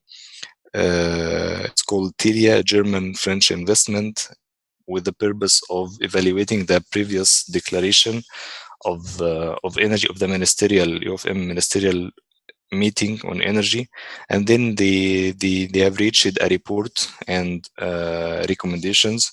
And of course, we are sharing this with the co-presidency, Jordan, and the EU Commission, and the member states of the UFM. One of the biggest milestones that we have this year is the UFM Energy Ministerial Meeting. It will be in Portugal, 14th of June, and we have had a declaration. Of course, we are in the final stage of finalizing this declaration, and the declaration, the main ideas that we have in this declaration are focused on enhancing energy transition and reducing greenhouse gas emissions, increasing innovation and technology, increasing cooperation and interconnection among the member states. To this end, I mean the end of or the purpose of reducing greenhouse gas emissions and fostering energy transition towards a clean energy. We will also have a platform meeting to be held by the end of June, and in this meeting we will provide a draft roadmap for action to develop concrete activities in line with the 2021 UFM Ministerial Declaration. To be mentioned also is the UFM Energy and Climate Business Forum. We are expecting to have it in 2021 or 2022. This is, of course, a forum. From its name, it's clear that it focuses on enhancing the link between the energy and climate action and the business community or the private sector. In the same line, and as was mentioned by my colleague Alessandra regarding the projects that we have, we also have projects that the UFM is labeling in the energy sector. For example, we have a project with Schneider Electric. It's a university focused on providing online courses to engineers and professionals of energy sector from the UFM member states. And we also have a project with the EBRD. It's called SPREF. This is focused on renewable energy projects in the region, especially in the countries of Morocco, Tunisia, Egypt, Jordan, and Libya. So that's all from my side, and in the end, I wanted to thank you for giving me this opportunity to share this presentation with you. Thank you, Mohammed, for your presentation, an interesting one with an overview. So we move on with our presentation. The next one is Mr. Ivan Komushanac. He is a market analyst and wind energy technology expert at Wind Europe, and he will give his overview on the current status, outlook, and potentials for offshore wind energy development. Ivan, the floor is yours. Okay. Thank you, Feroe. Thanks for inviting me, and warm welcome to everyone listening me here and online. Short introduction about Wind Europe, who we are. It's a trade association based in Brussels. We have more than 400 members. This includes the big turbine manufacturers, all that you have seen, the GE, the Siemens Gamesa, Vestas, Sercon, but also wind farm developers. We have utilities, companies involved in the supply chain, ports, for instance, financial companies, research institutes, and of course universities and national renewables associations, such as the Renewable Energy Association of Croatia and the Wind Association in Italy, and many others across Europe. So today, we're going to talk about offshore wind. Our members are also involved in onshore, but let's say we're very familiar with the topic. It's a bit younger technology, but most of you here are already familiar on the basics of wind and the difference between onshore and offshore wind. So I'll just go straight at it of what's the situation of wind currently in Europe. Well, it covers 16% of the electricity demand, with more than 200 gigawatts installed. That's already old news, 220 now. As you see, the red bars here are the share of electricity in each country, and the blue bar is the installed capacity. Germany has the most installed capacity. They are leading in terms of installations, followed by Spain. Also, who's doing well here, UK. But if you take a look at the share of the electricity demand being covered by wind, here by far number one is Denmark, which covers almost half of its electricity demand by wind, followed by Ireland, a small island that with 4 gigawatts is covering almost 40% of its electricity demand. And right after, it's Germany and the UK. Now, why the UK? Well, how does the offshore situation look in Europe? It's mostly in the UK. So more than 10 gigawatts installed, 14% of power being covered. There is a couple other countries here as well on the map, but I didn't include the ones below 100 megawatts. So there is a demonstrator plant in France. We have the same in Spain. We have below 100 megawatts, basically offshore on lakes in Finland. So we didn't include them, but the amount of countries here is going to grow. So from this 25 gigawatts in total in the sector and covering 3% of the electricity demand, we expect a much more brighter future. But why are we talking about offshore wind? Well, the cost reductions have been so significant in the last few years. Taking a look at the different auctions, we've seen a huge drop in different countries. It's a bit hard to compare between different countries, the different support schemes, but on average we see a downward trend, very strong. We've seen also zero subsidy bids in Germany and in the Netherlands. But in the UK, we've seen a really enormous decline in the costs, mostly coming from technological investments. Turbines are being bigger, they're being more powerful, and in total they're being cheaper. That's the key point here. Now, an interesting, I'll put it back for you now so you can take a picture. Now, because of this strong cost reductions, we've seen also very high ambitions by the European Commission and in general by European Union on offshore wind. In 2018, they issued a long-term decarbonization strategy that has 450 gigawatts target for 2050. A couple of weeks, months later, the International Energy Agency came up with their chart that Neven showed earlier, which is basically the offshore wind being #1 source of electricity demand in the EU. So quite surprising, but for those, for instance, who read the latest report of the IEA, came out today on achieving net zero, you can see there that the forecasted LCOE for offshore wind in 2050 is forecasted to be around $25 per megawatt hour. So quite low. Onshore wind is already low today, and there's going to be cost reductions there, but offshore wind is really learning a lot, and the costs are being decreased year on year. Now, based on this 450 gigawatt target, we came up with our own report, Our Energy, Our Future, where we basically tried to map and see where those 450 gigawatts will be built in Europe. Of course, most of it is in the North Sea, where today we have the most wind capacity.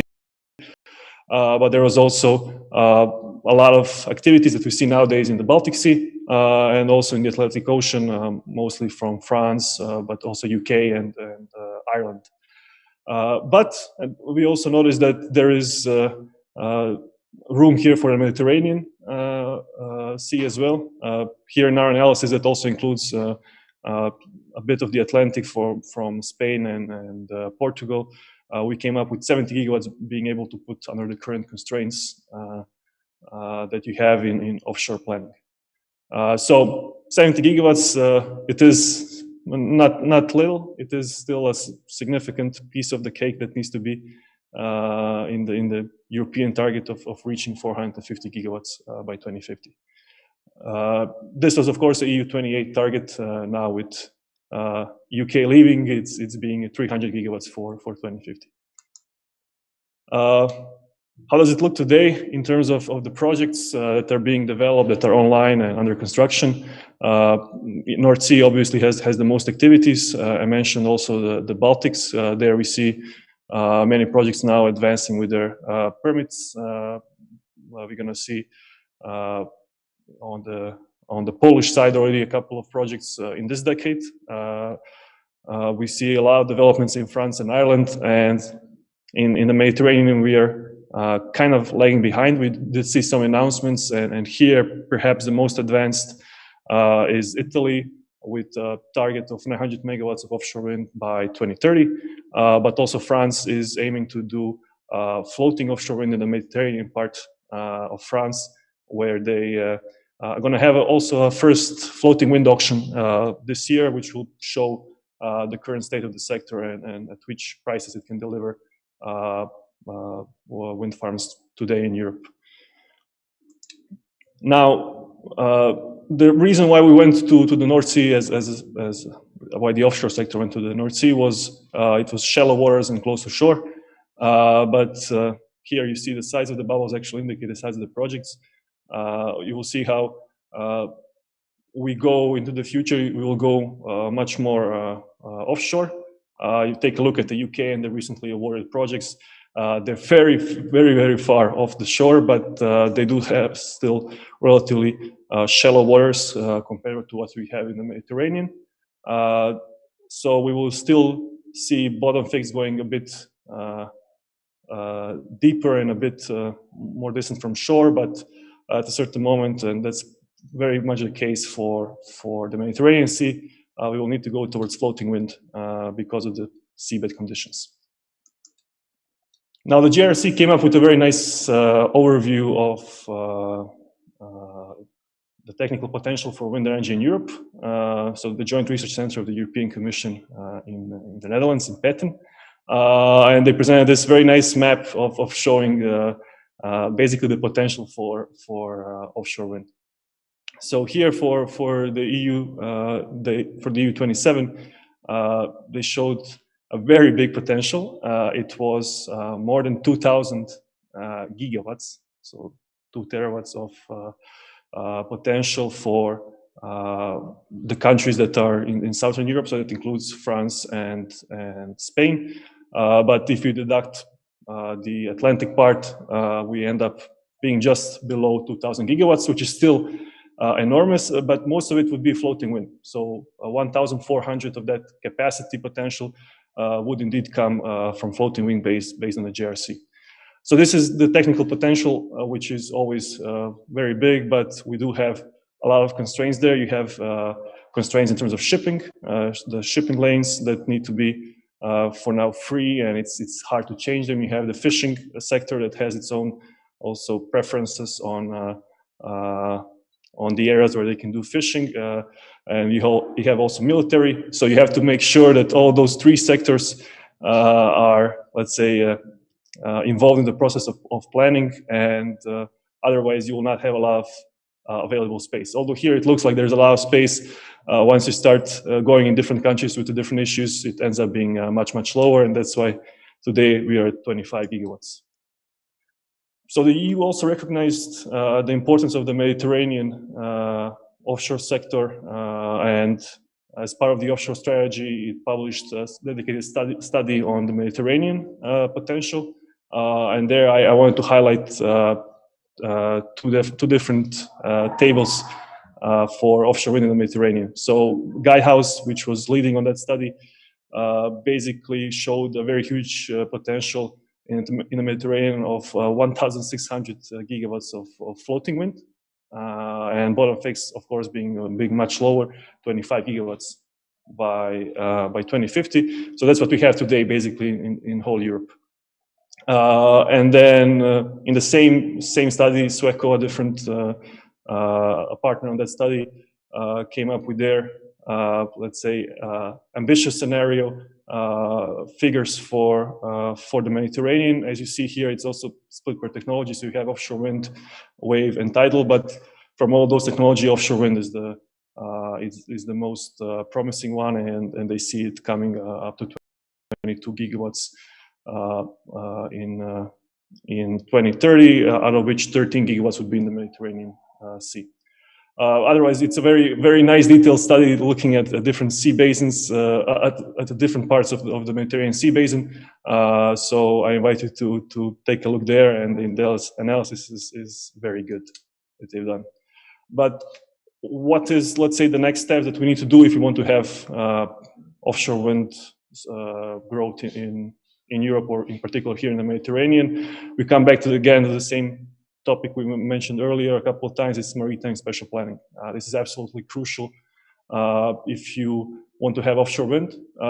Serious country that's looking into offshore wind, they have to first make sure that their MSPs are set and planned in a way where different stakeholders are involved. So we talked about the fishing sector, military, shipping. All of them have to basically be involved in a process to make sure that you find the right areas, you find the best sites, but at the same time you lower the risk of projects being delayed. We had this situation in France where the fishing sector was delaying quite a lot the first offshore wind farms, which were awarded in 2011, and they still aren't built. They're going to be built hopefully this year, so 10 years to build the first wind turbines in France.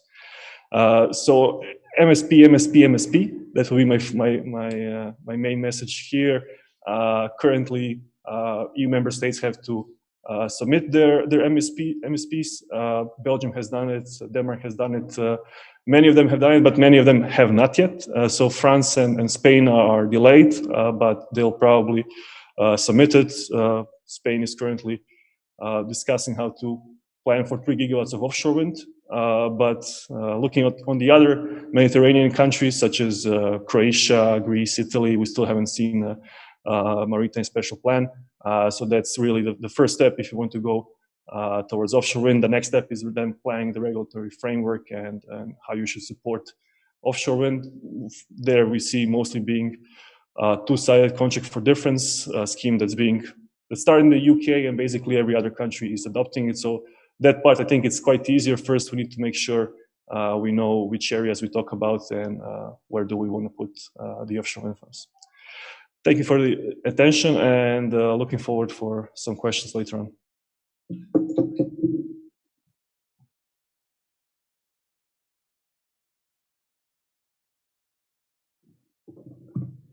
Thank you, Ivan, for your nice presentation, an interesting one with interesting figures. So I will be the last speaker of today's session, and let me wait a little bit for the technicians. I hope that all of you that are following us online are satisfied with the chosen topics. Okay, so my presentation is ready. So I will shortly present on the Blue Deal and blue energy activities in Croatia. First of all, I would like to say that we are really building on momentum here. It was seen this morning when the newspapers and the journalists were here for the interviews and the press. So we did not expect so much interest, and it looks that the general public and also the press is pretty much interested in the blue energy and what is happening on the blue economy sector in Europe, but also what we can do in Croatia. So how did we start? We basically started in 2016, so 5 years ago. We started building of this community with the Pelagos project. The numbers that we achieved for the blue energy cluster, so it was the first transnational blue energy cluster on the Mediterranean, where we had different hubs in different participating countries.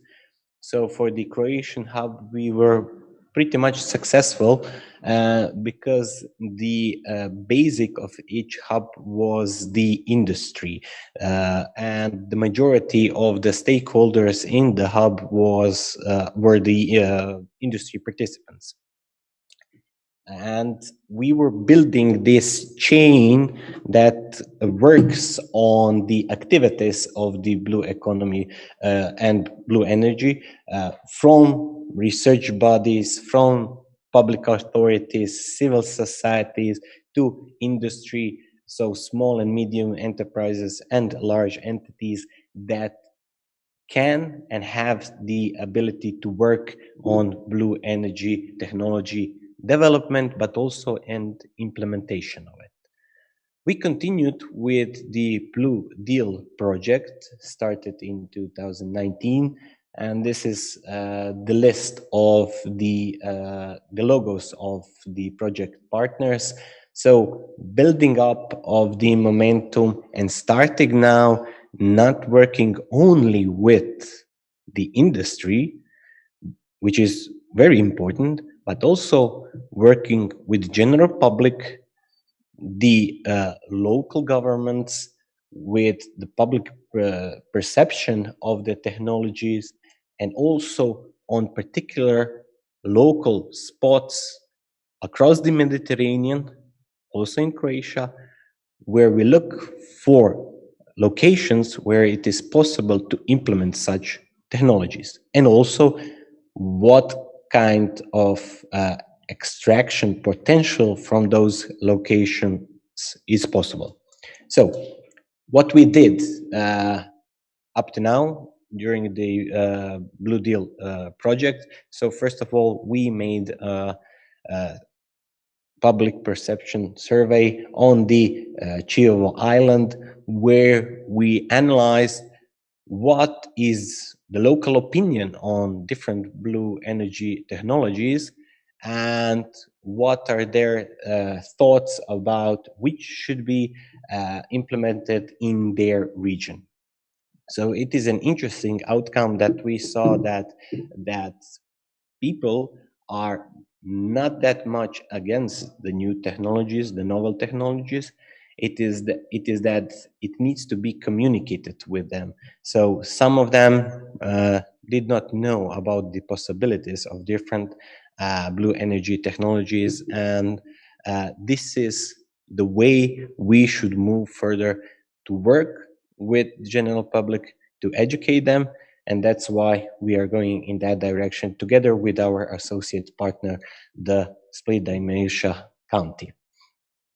The next thing, it is this second Blue Deal Transferring Lab that we are organizing these days, and it is a very fruitful discussion which was already done this morning. So another thing that we are doing are the open innovation challenges. So we see it already now, and what we have discussed and more will be said from our colleague from SEI Valencia about this open innovation challenge. We see that there is a need for training and restructuring of the workforce in the regional societies that are participating in this project, but not just in those regions, throughout the Mediterranean. So the old workforce and old industry economy related to a large shipbuilding or shipbuilding itself or other sectors like fisheries need to adapt and need to develop new business models for the blue economy and the blue sector itself. And that's why you will see later on in 2 days some very interesting open innovation challenges that will be put in front of you. But not only those one, you will see some that already university students have been working on. We will work with young people on educating them on new technologies for the blue energy sector. So going to high schools to discuss with our youth to see what are their impressions on the new developments in the blue sector, what are they thinking, how they see it, we should continue to go. What are the next activities? So this figure I've put in front of you just to see how immense potential there is for Croatia. So the land area that is the Croatian land area is roughly 56,000 square kilometers. When we summarize the territorial waters and the exclusive economic zone that has been in force from February this year, we get to the total sea area of 55,000 square kilometers. So roughly the same surface area from the land and from the sea. So there is a great potential that we can harvest and use in a sustainable way the available energy resource, but not just the energy resource, also for fisheries, aquaculture, and other blue economy sectors.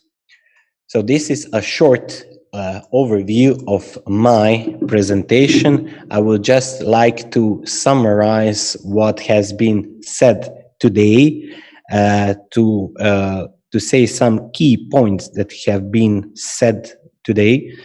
It is from all of the presenters, and what are the main highlights that have been said.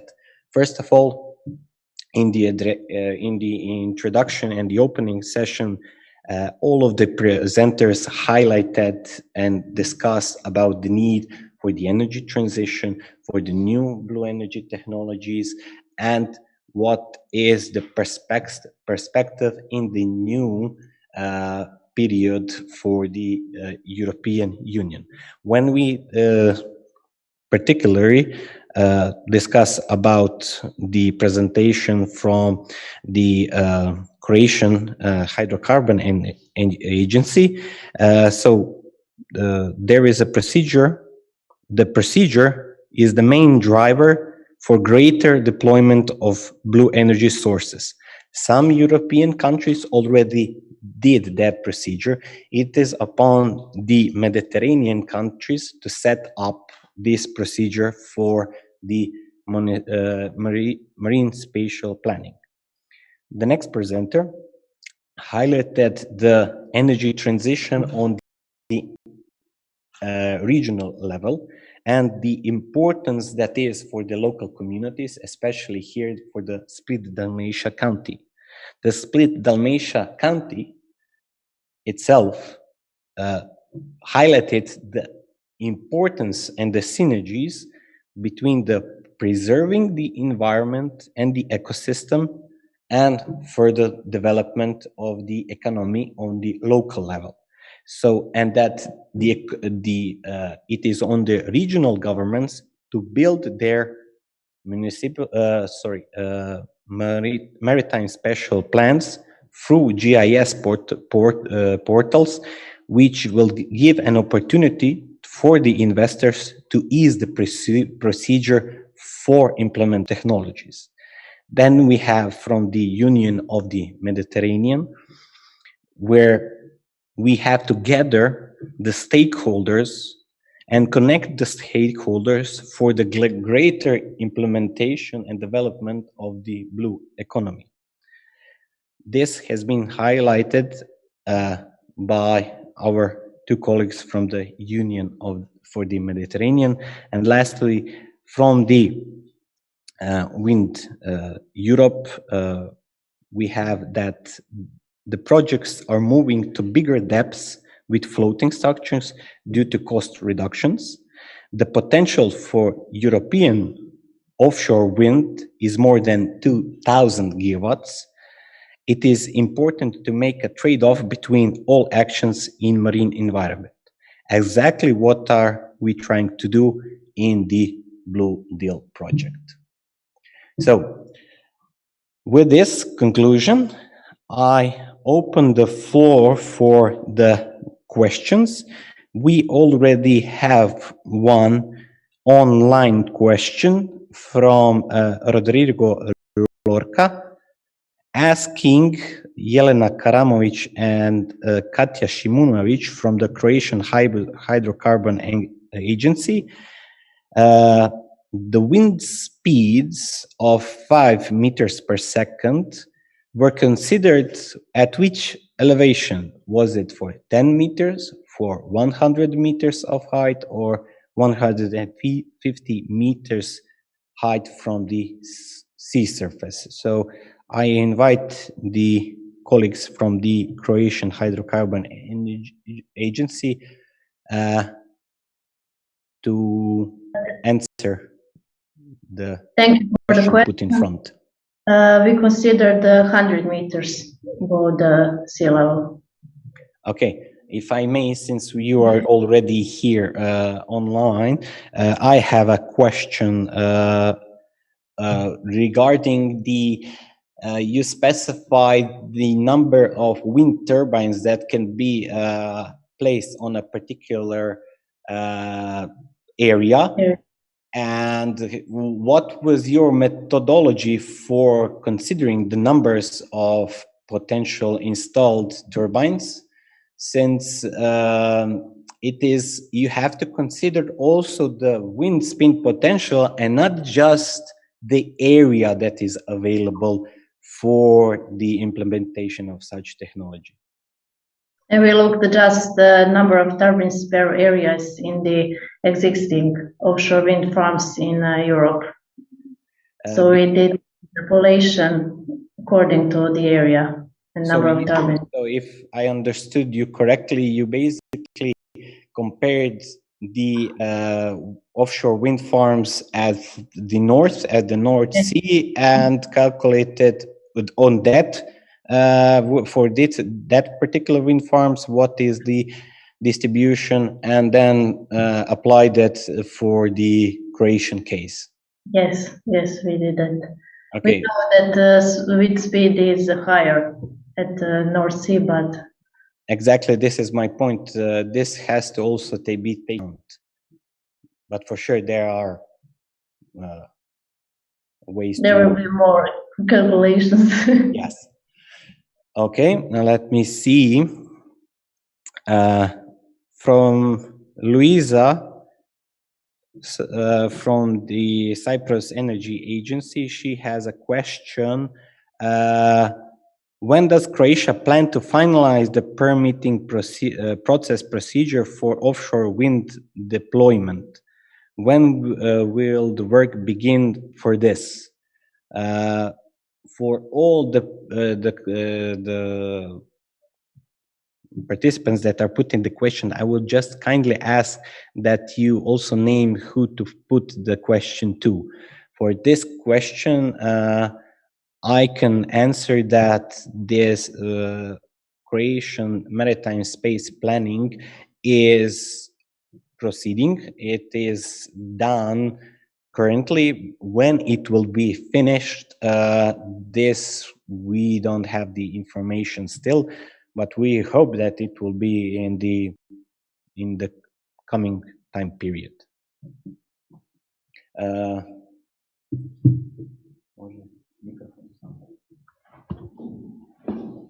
The question from the public. One more question for Azu. So this is Professor Neven Dujic asking the Croatian Hydrocarbon Agency. We have seen from Wind Europe presentation that Italian side is already starting permitting process for one offshore wind farm. The question is the time frame for Northern Adriatic wind offshore is relatively short. We know that gas platforms will start ending their lifetime around 25. So we should probably start planning actual projects relatively soon. Do they have already a time frame for the project? You are correct. The time frame is we do not have a lot of time, and this is why we are bringing this idea and issue right now, because we are aware that further steps need to be taken like immediately or very soon, and this is why one of our steps that we see that needs to be taken is to communicate with the holder of the existing concessions. But we do not have any kind of suggestion from their side how to deal or in which time to deal with this issue. But we do agree that it is necessary to start the conversation right now.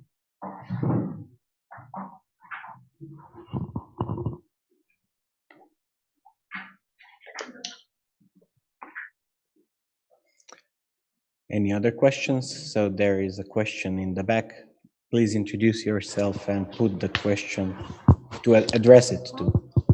Hi, my name is Nikola Matak from Zdeve Center. The question is also for Azu. Since you showed us the area which is connected with the gas platforms. Are there any developments in any other area on the Adriatic not related to this concession area, which doesn't have currently any concession rights on it? Thank you. No. Connecting with gas, no. No. Not that we know of it. No.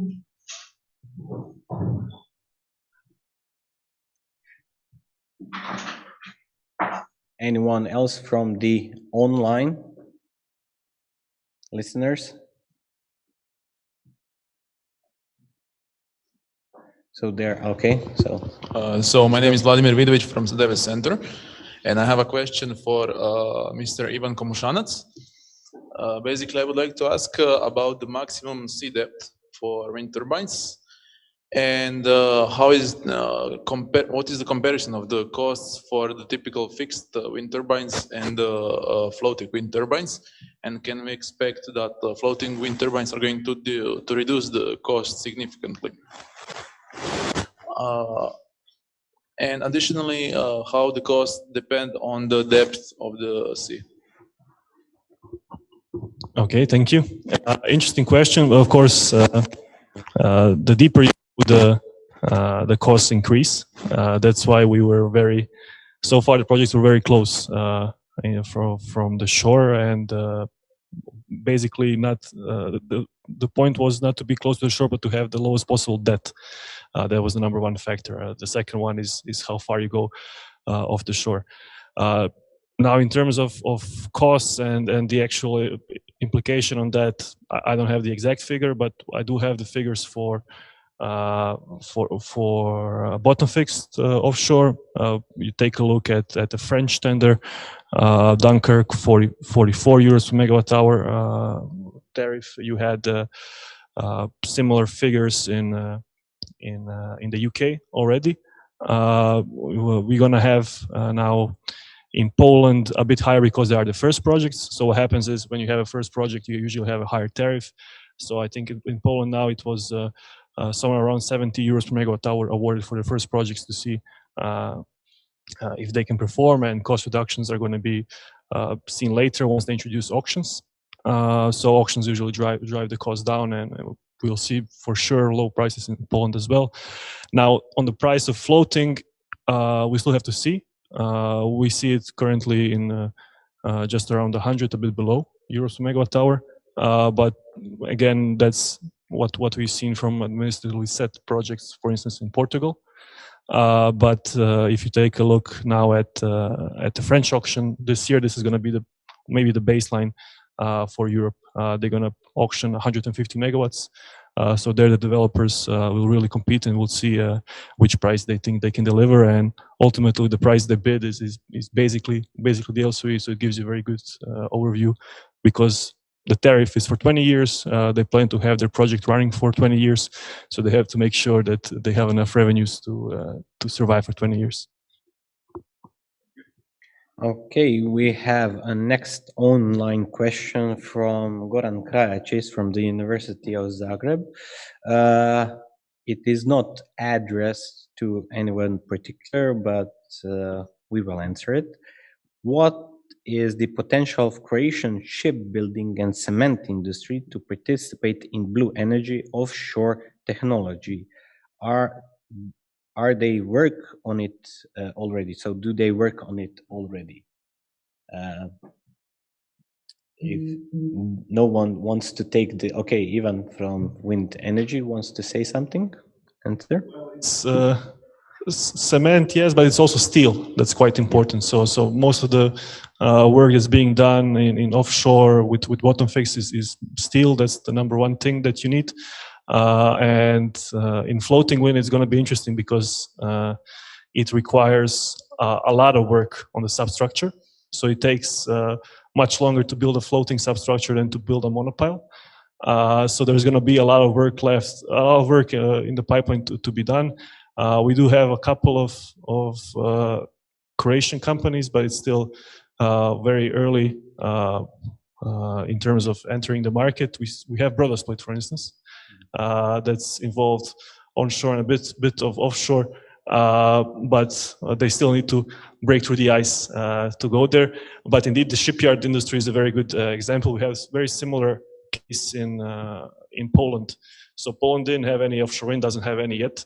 But the Polish shipyards and in general the Baltic shipyards were quite involved in offshore wind in the North Sea. So in the UK, they were quite actively involved. So it helped them change their business model.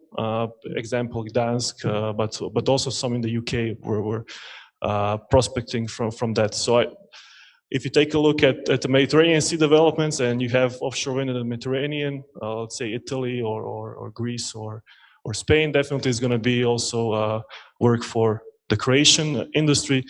However, now the key for them is to try to secure some contracts elsewhere in offshore, elsewhere in Europe, to gain the experience so they can show that they can have bigger responsibilities. Okay, if I may add something, I would just add that in 2 days we will have some representatives of Croatian companies that are working in the blue energy, particularly on offshore wind projects. So they will share their expertise, what they are already working, and how they see the old shipbuilding and also their the old ways of business models can prosper from new technologies and getting to work with the projects on the blue energy technologies. While we wait for new questions, I have a question for Mr. Matija Vajdic from the Energy Institute Hrvoje Požar. While you were presenting for the Split Dalmatia County, what is the energy transition and in which way and which steps the Split Dalmatia County should achieve and make, we did not hear anything about the blue energy technologies. Have you maybe considered that Split Dalmatia County will implement, for instance, heat pumps on seawater? Because this is a technology that is already being implemented in this county. We have some examples of it in Kaštela, or in Podstrana, in the hotel Love Meridian. So this is technology that is already being implemented and that significantly reduces the energy consumption from the building sector. So this is one technology, and also we saw that you mentioned only solar PVs, the hydro potential, which is very large in this county, and onshore wind potential. But we saw on the map you presented that there is a significant resource for offshore wind. Yes, thank you, Hrvoje, for your question. So maybe this was the part where I didn't speak directly to the mic, but I did try at least to emphasize the need of course, heat pumps, especially seawater heat pumps. I think this is the future of the whole coastal area to use this. I mean, the excellent example was already presented in one of the first presentations where Dubrovnik did partially for this system, and I think this comes already from the 80s. The idea. So this is inevitably the let's say major thing that will completely change the energy balance of the Split Dalmatia, and this will happen already until 2030. So we will for sure include this element in our energy action plan. For the, let's say, this for the supply side, solar energies should be, if you ask me, in a way dominant factor which will influence this change. In hydro, there is not much to do, I would say. I think they will be retrofitted, and all this impressive, let's say, in terms of civil engineering, of course, impressive hydropower plants which are already there, and there are like 1,000 megawatts already installed. These things cannot be done anymore, I would say. This was only able in the previous, let's say, political system, which was 50 years ago. Nowadays, to drill such tunnels and that kind of things, it's impossible. So we don't put much effort into modeling, let's say, new hydro potential. However, solar, wind, onshore, of course, and offshore, because of its depth and very specific area, of course, touristically, I mean, in terms of also tourism, but depth of the sea, and I think the wind potential is a bit also lower than the north. We'll just have to wait for a period after 2030, if you ask me. But I also discussed these things with our wind energy experts. And I think they would also agree with me that now in the next following 10 years, the focus should be, in this case, in the North Adriatic Sea, and maybe afterwards with the floating ones in the south as well. Okay, thank you for your answer. I have questions for Mrs. Roberta Alicia from Interreg Med. The question is related to the new Euromed perspective that you were mentioning. You were mentioning it is about also the blue energy technologies and improving the way of living of the people on the Mediterranean coast. However, we did not hear anything about the synergies of using the blue energy technologies with other blue sectors. For instance, aquaculture. It can be also for fisheries. It can be for other sectors. So maybe that you give us some information about that. Thank you. Yes. So I didn't mention all the topics that are relevant for the next program, but aquaculture is one of the sectors that are considered within the innovation axis. Of course, let's say that the program has been built around the European Green Deal, and so many topics are very strictly linked. For example, what I see, blue energy also has close synergies with the biodiversity protection, because we have to ensure that all the investments are sustainable in terms of environmental impact, and also the conflicts with the other sectors are considered. So of course, the blue energy technologies are linked to many other topics that are also relevant for us. Thank you for your answer. I am waiting for others to make a question. Is there any other question on online? No, I think that it's pretty much enough for the first day. So if there are no questions, I will conclude, and I will thank all the presenters, all those who are online and who are physically here with us. Thank you for an interesting first day. I hope to see you and hear you tomorrow. So we start at 10 at the same time. And until then, stay safe and bye. Bye. Thank you, Hrvoje. Great job. Maybe just one picture. I forgot the picture. Yeah, just don't go, everybody. Still, just to take one picture from the online presenters and together. So if someone can make a print screen, that we actually did it in a hybrid way. Simone, did you want to add something for the end? No, actually, I was just giving you my compliments for how you handled this hybrid mode, because I believe it's difficult to have to check both the people present and the others that are online. So I mean, everything went very, very smoothly, and I really appreciate the organization of the entire day. Okay, thank you. It was a challenging one. Yeah. Okay, so thank you for everything, and see you tomorrow. Bye. Bye. Bye.